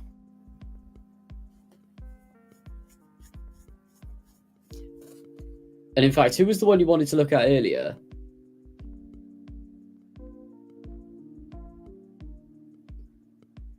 Well, we mentioned Coventry, but Yeah, this one was the dubious one. Let me get to it. yeah. Yeah, look at that. I mean, at least they had fans at the start, like here. Yeah, but then Yeah, all good of a sudden, attendances. but then they disappeared when they went into League One. Yep. Like they dropped like by 8,000. Like I'm sorry, but I think couple that with the stadium issues, because there's been a long battle with regards to stadium and home ground and stuff for years as well. That definitely wouldn't have helped anyway. Oh, I'm pretty sure but they played a few seasons in your place, didn't they, Julio? I think they but- played a year in Northampton. Yeah, But even so, look at the spectators as well. That's a genuine fan base that just gave up on their club. Like, Coventry like City was 150. turned to shit for like- a long time though, weren't they? Yeah, but even so, like, still not even watching them. Like that, it's a disgrace. Then Mm. all of a sudden you've got under 500,000 2 seasons in a row, and then you've got over 500,000 from last year. I'm sorry, but they're a disgusting fan base. Like that's criminal behaviour. I'm sorry, but if that had been any other club with a little bit of history, they'd get slapped with. If that was Rangers fans, if that was Celtic fans, for example, up here, if that was Man United You know fans, what? that's genuinely hard. Rangers average attendance is 47k. It's around those lines. It's about 47,000. I mean, look at that. Look at that. Yeah. Scottish League 2 first season. I was there in the first game as well. Obviously, the championship in the final season was bad. That was 3 separate managerial changes. It was so bad. But look at that. First season back in the Premiership, 48,000 average attendance. Only 300 difference between the next 2 seasons. Obviously, COVID, you were coming back in. It was a little bit That's iffy, but insane. 38. Yeah, they're generally like such a loyal fan base. Like Rangers and Celtic fans, fan bases are fucking incredible. I would generally look at Celtics as well. It's really impressive stuff. Like Celtics average will be about 42 to 48,000, I'd say. Because even a lot of them as well, and like Rangers, whenever they just play, like look at the state of that. I know that actually that was COVID, so you can't really take that, but 60k ground, when they were winning everything, that's 15,000 empty seats a week. Yeah, and that's what Rangers are looking at as well to fix up and stuff, but it's insane. Yeah. Like, Even like notice how like the numbers just get system. like nearly 60k before the turn of the century as well. Like, 'cause that's what iBox is looking to do. Is they're trying to make it bigger, and the fan base is there to do it for Rangers as well. Celtic have got the fan base to do. Like Rangers and Celtic could sell out a 70k stadium a week in Scotland. They easily. easily could. And look at that, like a million viewers 0809. Like between 0405 to 0809, over a million viewers. And that's Scotland alone. Like that's insane. It didn't reach it. It took what 3 years of it, like less than a million. That's Mhm. that's mad. Do you know what I really want to see? What happens to Celtic and Rangers if they had Premier League levels of money? They wouldn't win a league. I can say No, that. Wait, I'm hold talking on. about I'm talking about quality of players, club infrastructure, and revenues. Be interesting. We're only Mm. a week in this. We're only a week in the stadium, but look at that already. 58k, bang. Same for spectators. It's madness. 58k wonder- attendance, 1 million viewers from 2 years ago. I'll say this as well though. If Rangers and Celtic were in the Premier League, if they were in the league consistently for say maybe 2-3 seasons, and they were just generating money because they do with the state, with the fans they've got and the value, I'd say they would be. If they maintained it, I would generally say mid-table or around those areas, and then maybe at some point you could bizarrely see Rangers or Celtic win an FA Cup or a League Cup, and I think they generally could. Yeah, if I they think had they the right push level that of pretty investment. quickly, actually. Because no disrespect to Swansea in any shape or form, or Birmingham, but if they can win an FA Cup or League Cup when the Premier League was still in that Barclays period of dominance of Man United, Chelsea, Arsenal, Man City creeping in, Liverpool were here and there, and you've got Birmingham and Swansea winning even winning a single trophy, or Hull City or Wigan win a trophy, then surely the likes of like a Rangers or Celtic could win an FA Cup or a League Cup randomly. Yeah, It's definitely possible. It'll never happen, obviously, because they'll never be there, but it is certainly possible. I absolutely agree. And it'd be interesting for someone to do like a Football Manager. I know they've done it loads of times, but like a Football Manager experiment, see like when both teams get dumped into the league, how quickly it would take with the same money, same everything. Bingo, there you go. Mm-hmm. But anyway, up for your playoffs, Reece. 6 to 4 die. Yep. Right, we're going to start off with a beautiful bang. Sheffield Wednesday. Wow, okay.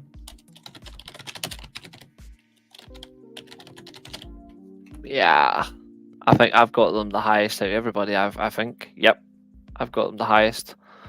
There's something about Sheffield Wednesday that I just like, to be fair. 5th. Proper club. Yeah, 5th, annoyingly, Coventry.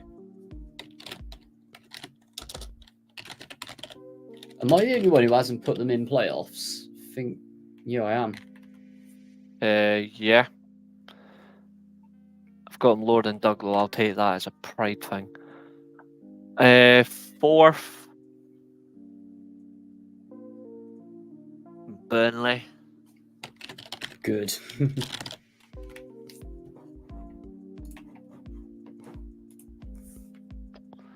I got. Oh, this is fun. I got one team left. I need to decide my top 3. So my last remaining teams are Luton Town, Leeds. Who was my last team? There's one team missing.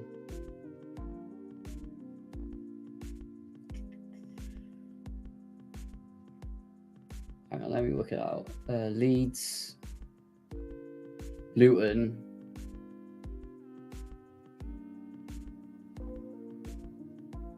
There's one team missing. I don't see Bristol City anywhere. Bristol City have got 19th. Oh, of course you do. That'll be why. Who am I missing? QPR. Oh, shit. I knew there was All going to be one. Right. I need to save this rapidly. I need to save this. I forgot about QPR as a club. I forgot they existed. Yeah, so move everybody from... Yeah, literally. Move everybody from... Oh, so that means Cardiff going in playoffs. Potentially. Move everybody from... I need to be... I want to be realistic here. You realistic? No. I am realistic, to be fair. I do have the odd chaotic prediction, but I am still realistic. Move everybody from 16th up one, Oh, okay. because I have underestimated Portsmouth a little bit. I do like Portsmouth, to be fair, even though they ruined another treble. But yeah, QPR in 16th, same as Doug. I knew I forgot QPR. Now swap Norwich with Middlesbrough, because fuck Norwich. Fair enough. Yeah. Now we're happy. And He's going to do it, isn't he?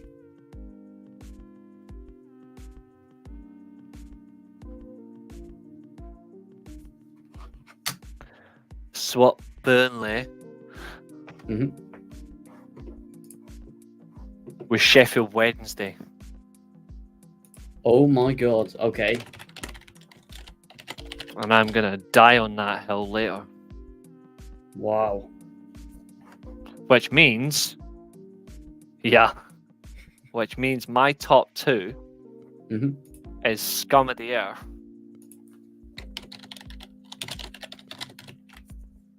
And I've got Luton Town to win the championship, even though I'm a little bit wary of them under Mr. Rob Edwards. I'm a little bit worried. But yeah, I've got Luton Town to win the championship for the absolute pure entertainment of Kenilworth Road, because I used to live in a street called Kenilworth Rise, so entertainment. So yeah, little Kenilworth Road. Shout. Madness be a virtue, virtue be me. And I'm gonna enjoy this season when I'm completely wrong, but I'm gonna go, I don't care, because it was funny. Burnley. Right. Burnley. Sixth place. I've got Coventry. Fifth, I've got West Brom. Eject him from the stream right now. He's put West Brom in the playoffs. Kick him out. kick him out. Luton in fourth. Yeah, Ooh, kick him okay. out. Yep, kick him out. I would love Luton to do better, but I just worry that, like, Reece made some excellent points earlier about being able to re-galvanise them again. Yeah. And also they've added no one pretty much. They've added 2 free transfers, which is kind of how they've always done things. But This is what had me in the ropes a little bit, because I went and double checked before I put Luton in there. That's the only thing that had me a bit perplexed. But the one good thing is, when I mentioned about how to motivate, Rob Edwards is still a good manager, and I think he might be able to find a way. You know, I think they are good enough to win it, but the favourite is definitely Leeds. Leeds are absolutely the favourite to win it, but if they go up, we're all going to die. Oh, yeah. Because, God almighty. In third, and I'm calling it now, Burnley are going to bottle automatics. 2 words, Scott Parker. Thank you. Someone has said it. Yes. Scott Parker, right. I watched him take Fulham via the playoffs, and 2 years later, after sending them down, I saw him go to Bournemouth, and then saw Marco Silva take the exact same lineup, pretty much, and walk the championship pretty much with that lineup. Scott Parker is one of those tippy-tappy managers that doesn't have any real substance about him. What he'll do is he'll have Burnley in a very good position for a majority of the season, and then they'll bottle it, right? He got Bournemouth up, fair enough to him, but yeah, that it doesn't stretch further. He's managed the Champions League straight away. He's managing the Champions League. There's something scary about Scott Parker, that he's managed a Champions League club and he took them to their first season in years for winning the trophy. Now, that's what he does. He takes serial winners into Arsenal territory.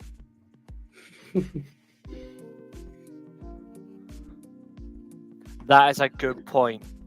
Doug makes a good point, but he doesn't do it the easy way. He gets them up, but he took Bournemouth up a year later than they should have done. Now, granted, that wasn't necessarily his fault, because I think they had Jason Tyndall in the previous season. And that's when you know and that's when you know you're fucked, when you've got Jason Tyndall in your employment. But Scott Parker got relegated, got promoted with a very good Fulham side. I'm just Yeah, trying that to was think. that was the playoffs where it was literally between us and Fulham of who was going to go up that season. Yeah, I'm just trying to think I also who think went as up well, though, that and year, this is logic. 1920. That was 1920 was Sheffield United.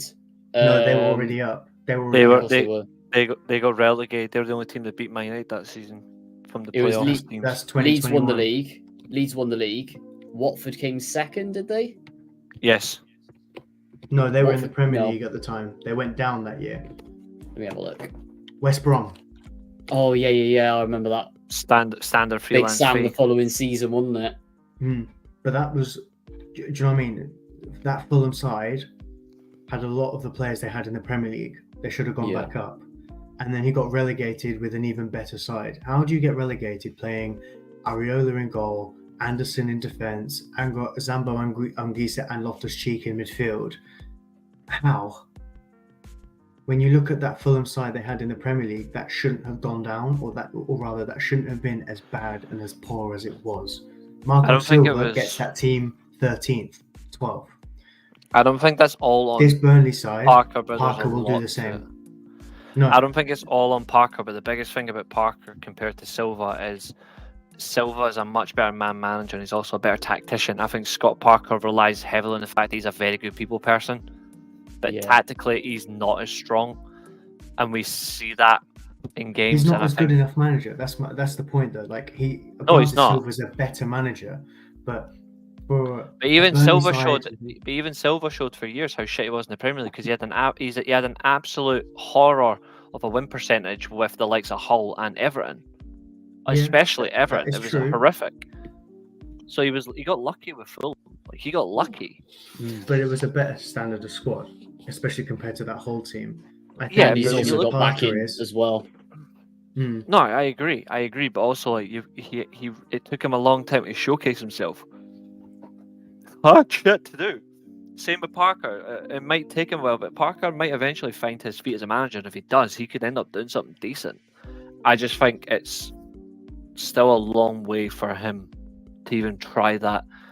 I think he's got a massive risk taking the Burnley job after they just went under a man who thinks he's good enough to be the Bayern Munich manager. But it's a scary period for Burnley because they're confusing. They've just gone from a team that wants to dominate possession to a team that's just going to be there with possession. On top of that as well, they will only have 2 years of parachute payments because I they think dropped Doug is first right, time. by the way, on this point as well. Doug is right. I think Burnley do go up by the playoffs, unfortunately. Yeah. If they do go up for the playoffs, it's a big, massive cash flow. I think Scott Parker this time, because he's managed in Belgium now as well. I think what you'll see is Parker will really use that little network he's had, and he will get a team to be relatively decent in the Prem. And I think they might survive the next time he goes up. I actually think he might have a team that stays up next time. I don't think Fulham made the same mistake under Silva with Parker, but they fixed it under Silva's when they came up, they didn't spend, and then they did spend, and then they weren't sure what to spend. Parker had that. I think this time he won't make that same mistake if he gets promoted with Burnley. I don't think he'll make that mistake again. Counter argument. Go on. On both occasions he went up with Fulham. In the dying moments of the transfer window, he complained he wasn't getting enough money. Same at Bournemouth as well. True. Both that teams Bournemouth binned him straight brought away. players in. Yeah, and Gary O'Neill goes in and shows that he's got a bit about him in the sense of like he was able to adapt with what he had and just he was able to play using the characteristics of what was there. Yes, I think that's still an element that's key.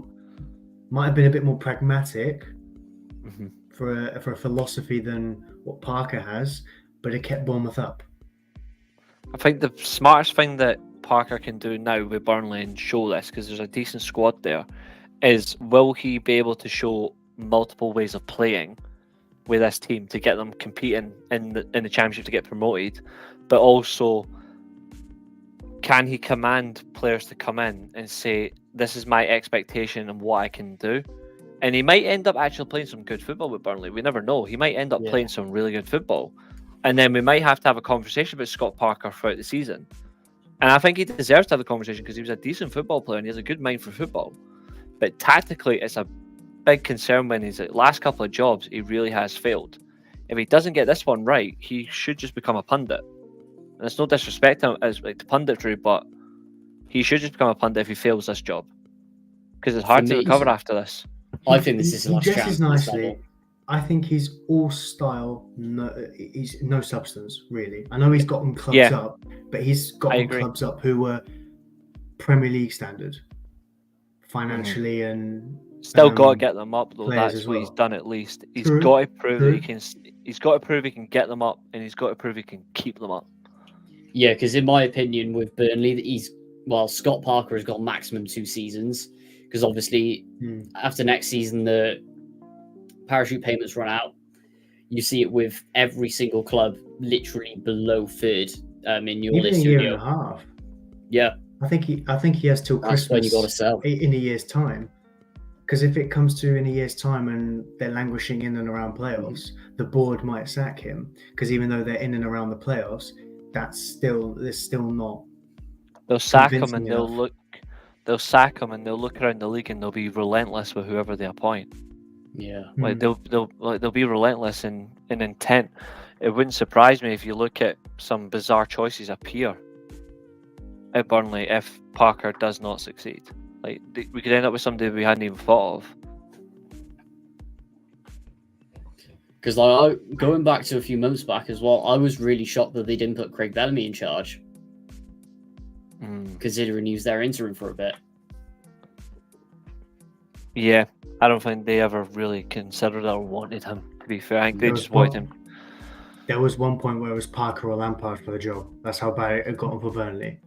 I could see if it fails for Parker, depending on where he's at now, maybe Gary Rowett. Because I still think what happened to him at Birmingham was a fucking disgrace. Oh, it was a joke. I think he would do extremely well with a club like Burnley if he was given the chance. If he ends up there at some stage, if Parker fails. But he had that at Stoke, though. That's the thing.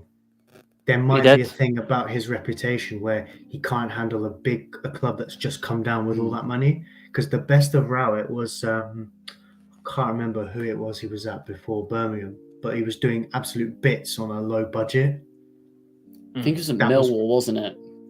No, it was time ago. It was when he was at Birmingham the first time. I want to say Burton, but that could be wrong. Let me have a look. But he was at a club. At some point, we'll see the likes of Yap Stam and all that return to Championship as well. Like I do think we will at some point. I feel so sorry for Yap Stam though, because like they did. They completely shafted him disgracefully. Like I don't know what they were thinking. That season in 16-17, where they just lost to Huddersfield, that Reading team was excellent. Played really well against Man United as well that season as well. Like played really well. Like there's so many options. It was Burton. He was at Burton and went to Derby. Yeah. I know he's not been in English football for many years, but the guy who used to manage like Wigan and Derby, I'd like to see him back in like English football just for like one peak season. Owen Coyle? No, no, not Owen Coyle. Paul Jewell, that's it. Just for pure entertainment purposes, just one more time. It would just be funny. Isn't that the guy who had the sex tape scandal?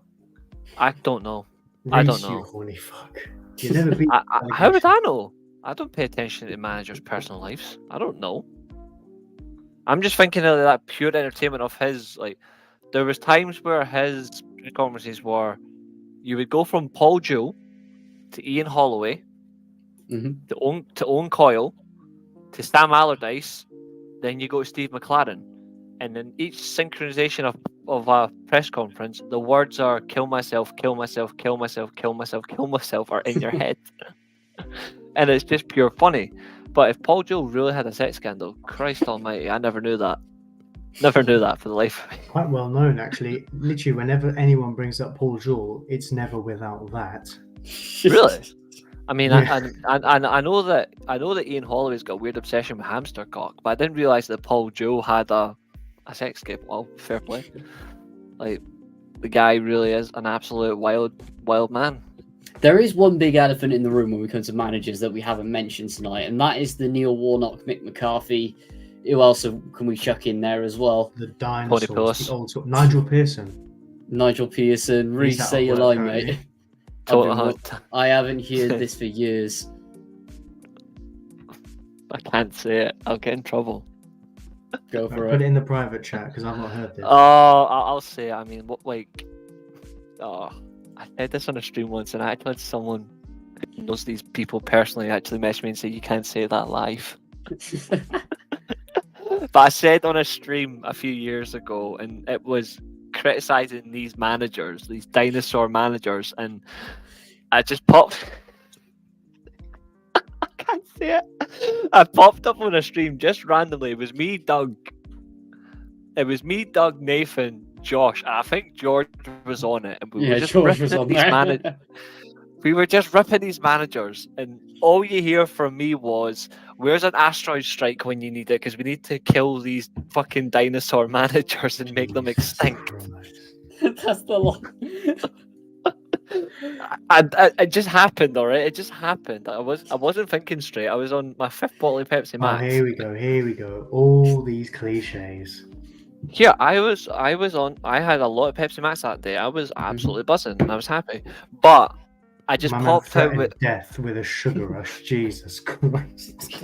yeah. But I just popped up and said, "Where's an asteroid strike when you need it? Because we need to get rid of these fucking Do you know what the prehistoric worst dinosaur part is? managers and make them extinct." Do you know what the worst part is? My PR must be great for them because if they watch your shows, they'll see how much I defend these guys as well. Literally, you defend these parasitic, prehistoric pissants that need to be lined up and shot because they are a disgrace to football. And honest to God, like I can't remember what stream it was, but we were just talking about football. We were talking about what's right and what's wrong. I think it was the one when we played 5 centre backs, and I just absolutely lost my head. Mick McCarthy's 5 centre backs. That's it. Yeah, I just came out and said it. Like Mick McCarthy.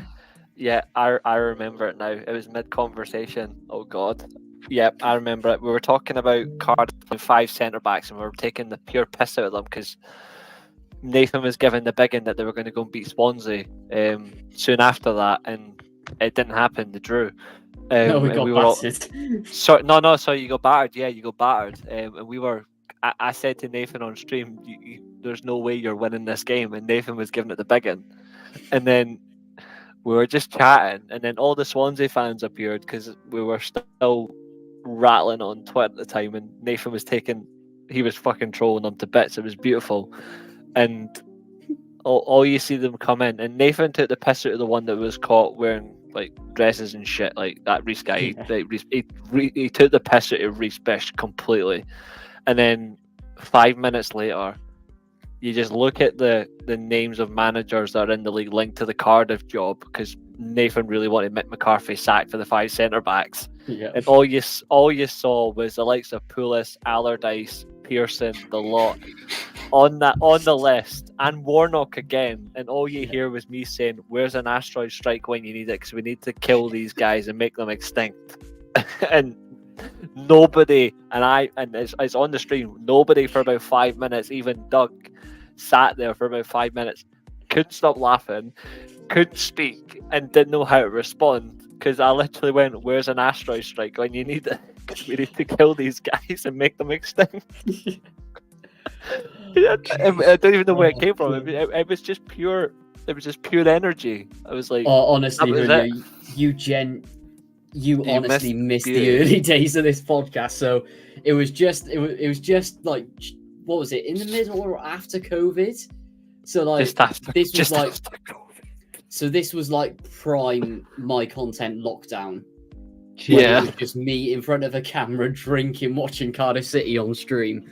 Like we just some of the people that I had in my comment section during that time, which filtered through, it was just on another planet. Yeah, and then that one comment came along, and it got wild, and it got Yeah. wild, and I haven't said it since.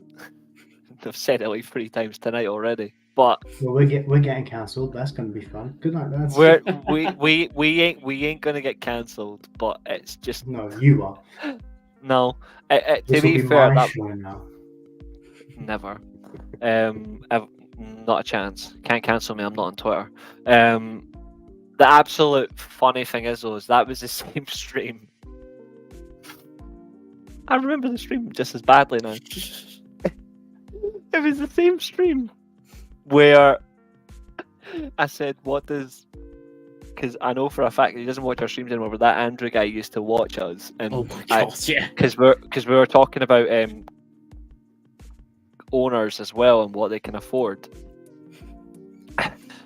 Oh yeah, was that was the one where I said I destroyed I Delia remember Smith. this. I Yeah. destroyed Delia Smith, and I was told to be nice because I was saying too much. So I was like, well, she could have sold the club, but she chose not to.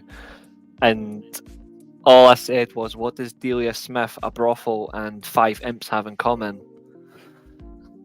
They all like to be shortchanged. Yeah. And I just couldn't hold it in. I was like, I just couldn't do it. I was like, it was bad, but it was just fucking beautiful. I couldn't help So myself. Nathan, who are you? So Nathan, who are you in your playoffs? So let's Look at this wanker. He can't take it. Back on topic. back on topic. Got Middlesbrough in 6th. Latte Laugh's going to carry him there. That's only if he turns back into Tuberakpod, pretty much. Norwich in 5th. Standards. They got a good squad. Not standard. Then I've got the playoff winners. And then I've got Burnley bottling it. You said West Brom playoff winners. Yep. Now hear me out. Even though they got a transfer embargo. No. I'm calling in the army. Doug. Report for action. Report for duty. I'm literally calling in the fucking army. Let's go. Let's go. Let's go. It's like Hitler Germany all over again. Mm-hmm. Whoa, easy fella. Don't compare me to him. I've not got his mustache. But this is bold. I want to listen to this. West Brom is your playoff winner. I'm Yes. scared. I'm scared. So they've made smart signings.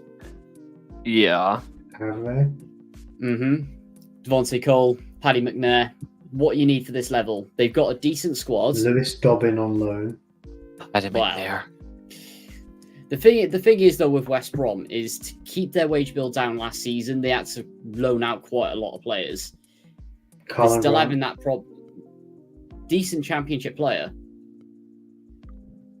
They've got rid of some more Deadwood. They're going to they're going to get more loan signings in late, even though they got this transfer embargo. Carlos Corberán, incredible manager, get the best out of any squad.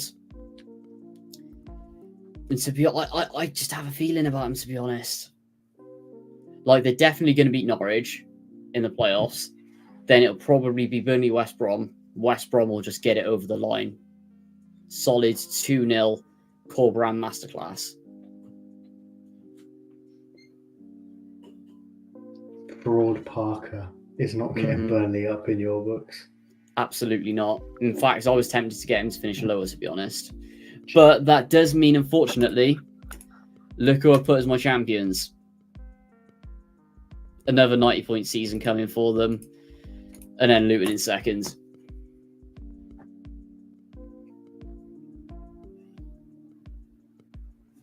So that leaves you, Interesting. Julio. Well, scum of the earth. It's gonna so win bad the that league. we've all got leads in the Yeah. top 2. It's so bad. The thing is, It's that a- squad should be illegal in this league. No, but it's a poor standard for the rest of it as well. It is. Yeah. But do you know what the worst part is? They should be walking it. There is one but good because thing, though. Daniel- but There is- because Daniel Farke's manager, it's going to look a lot closer than it should be. Mm-hmm. Reece, There you is gonna say there is something? one good thing though about their season, and I'm hoping for. Yeah, there's one good thing about their season. I'm waiting for the next one. They've lost Somerville, And Archie Gray. so I'm waiting for. Yeah, he's good. I'm just waiting for them to lose Willie Nonto. And bearing in mind last season, straight away when the season started, he popped in a transfer request. Yeah, because he hates playing for pish like that. Yeah. They still, unfortunately, have a player who is absolutely wank. They still have Dan James. So They still got there's Patrick there's Bamford still as well. something Awful. Eh? You love Dan James. What did you just say? Do not. I think this warrants a full screen.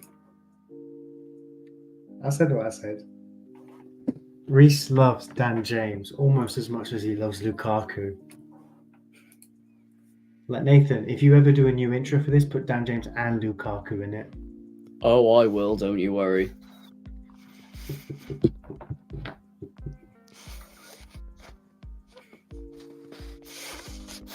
Anyway, I hate you. yeah, I know. Right, second place. I'm the only one that's done the good thing for this channel and this safety net. I've not put Leeds as the winner of that scum. Fuck the championship. He's all put Leeds as championship winners. Fuck the lot of you. As much as I Even would though- love to say Leeds will bottle it, but I just don't think the rest of the team. They- I mean, that's from initial. No one comes close to them, sadly. No, I agree. based That's the on painful paper, thing. I agree. on Yeah. paper. But Daniel Farke's too busy thinking about Delia, so he'll find a way. He'll find a way to sausage patch her. He will sausage cast. He will. No, I'm not doing Daniel- this German innuendo with Delia Smith again, Reece. Stop. No, it's not. No, it's not. It's not. It's not. Stop, Legit. stop quoting your Wattpad fantasies. Yeah, we don't want to It's- know. It's not. It's. Don't worry. I don't have any of those. It's not. It's not. It's not an innuendo. It's not an innuendo. All I'm going to say is, by the end of the season, Daniel Farke is going to sausage cast a roller. Oh, God. Is anyone going to talk about the fact that I've left a team out for second place? Yeah, Yes. I'm so concerned. Why have you done this? Why?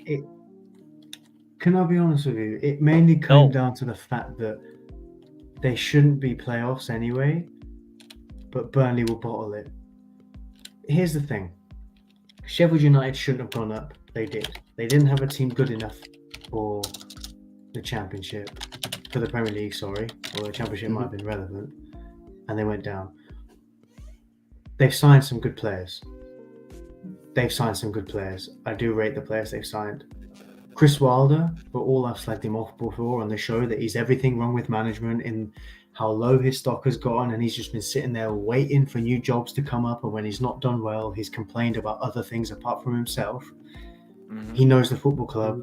He's done well there before. He knows the Championship, and this team is technically of a higher scale as the other clubs he's managed in the Championship in terms of spending, really. They have signed some good players. They've seen a lot of players go, but they've signed some good players. So I think they'd be lucky to get playoffs, but I just think Burnley will bottle it and Sheffield United will somehow shithouse their way into second. I just say that as well, that the standard is poor.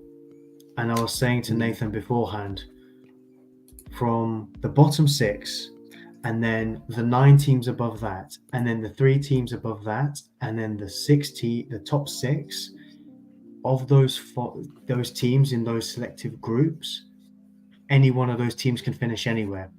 I already know that from 11th to 19th, or 10th to 19th, all those clubs will probably be there, but I won't get any points for prediction because they're all jumbled in the wrong place.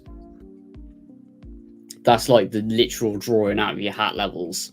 It literally Just is. that That's little patch. what it is. Mid-table championship is literally like roll the dice. Let's see who we're feeling this week. There will be one week, I guarantee, at some point in the season, where we've seen it every year, that someone is fighting in a race of some kind, and then none of the teams get the points to get an advantage. So Cardiff, Middlesbrough, Norwich, for example, one week, Coventry could lose. Any one of those teams win, they go into the playoffs. Neither of those teams will capitalize. Yeah. We saw it with the league last season. It was like all top 3 teams didn't want to win the league at one point last season. I mean, who remembers the massive unbeaten run that Preston went on, and everyone thought, "Oh my god, they're going to get automatics or fight Literally. for it," and then all of a sudden, bang, back down to mid-table. Mm-hmm. There's your Yeah. prime example. QPR were top in October the year before, and then they Yeah. narrowly scraped survival. It's, So- it's the maddest league in the world. It is questionable, lads. It is very questionable. It's so unpredictable. That's why I love this league. I I will mean, admit, I want Cardiff to go up this year. I will be watching Cardiff. I will be hoping they go up. But I just think with O'Dowda playing at left back, it's not possible. happening. And yeah, that new striker you brought in. I mean, I thought Kanga. Jeju was bad. Oh But- my god! Did you see Kanga's what he pe- did just after he left us as well? Was it something Bristol City related? Yeah, he was caught Mhm. wearing his Bristol City shirt. Yeah, Yep. I don't understand why. I don't understand why the board facilitated that move. I know Like, in Kanga's Championship genuinely you can- terrifying. We can get players moving Mm-hmm. as if from after playing at rival clubs, but Yeah. yeah. Kanga's Did you- genuinely terrifying. Like, he is genuinely terrifying. There's no Massive. way You about know it. what you're gonna get. You know. Saying that as well, did you see Jeju's stats at one of his last games for us as well? Just trying to find the No. screenshot of it. I mean, it was just a. Is that it? No. That was Newcastle losing 8-0. Where is it? Who remembers that in pre-season? Where is it?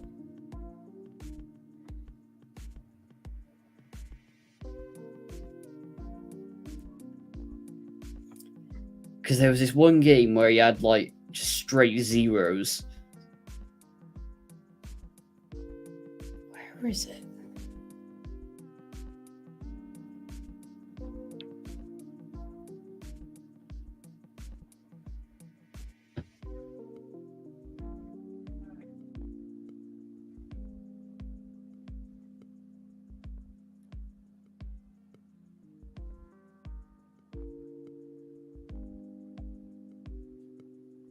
I'm still torn with that bottom 5 of mine because I'm seeing infinite scenarios with all those teams going down or staying up. Oh, I mean, like, I know what know a lot of people have said that Watford going down is a bit bold, but there's like here it is. There's a million scenarios where it's possible. Just going to jump onto solo layout here. Have a look at these stats. How many games did he play? So this was just one match. Played half an hour. Oh, okay. So finally, there is a stat with more than 0 then. Okay, that's fair enough. Yeah.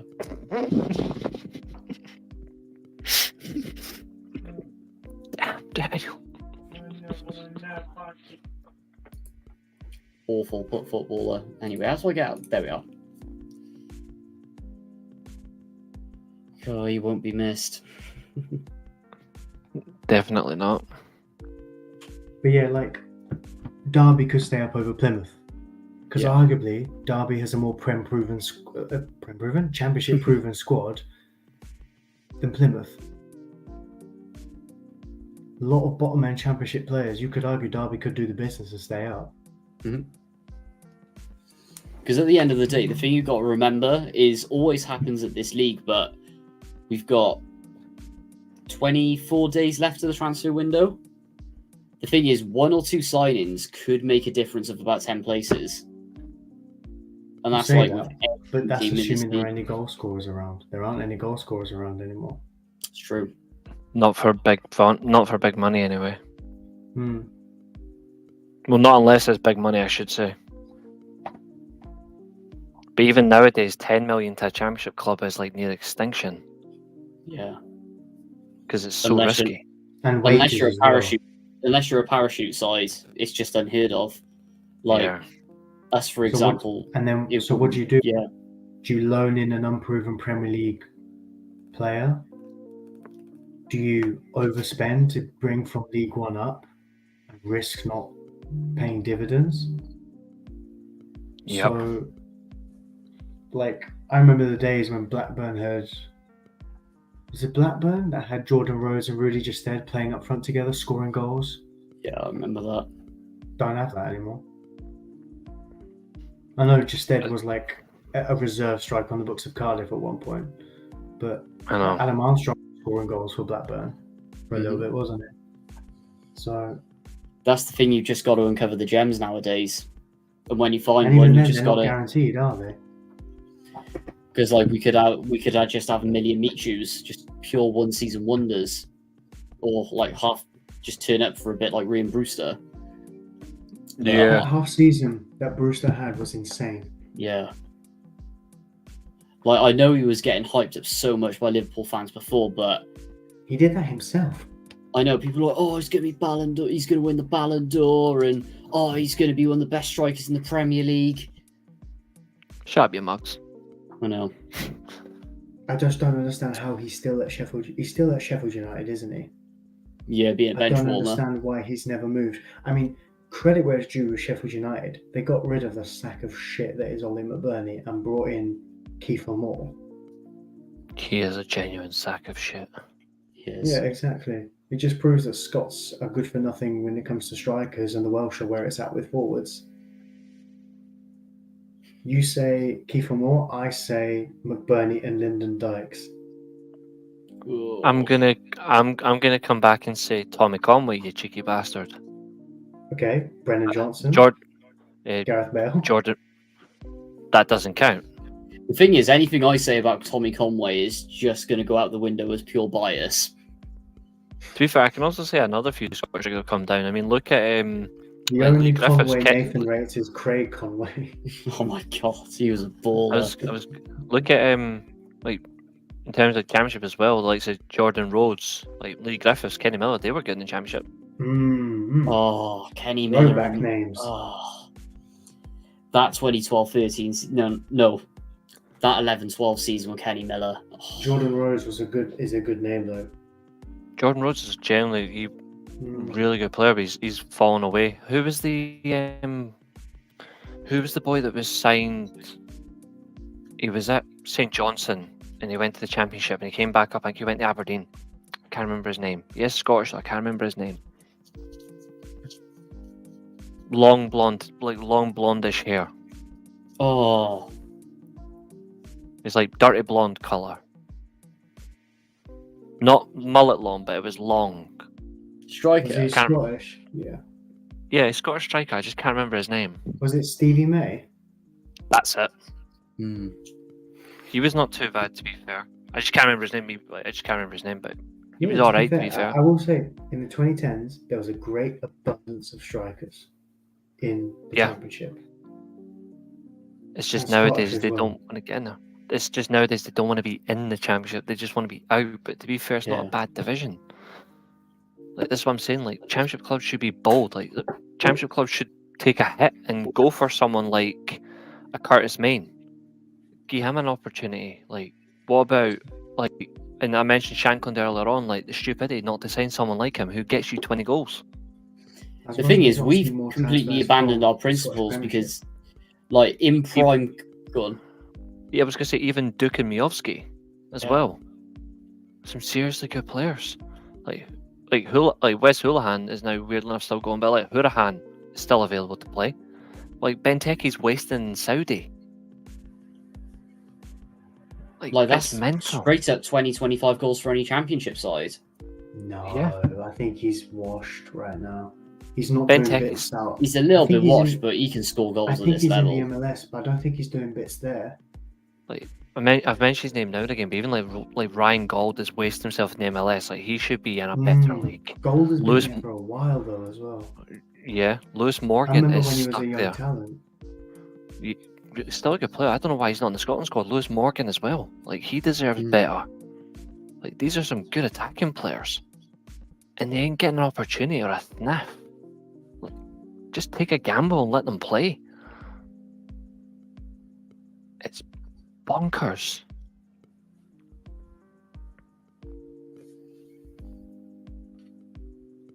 Yeah, it is that bonkers. But aside from that, I think we're probably going to tie it up there. We've got our next week.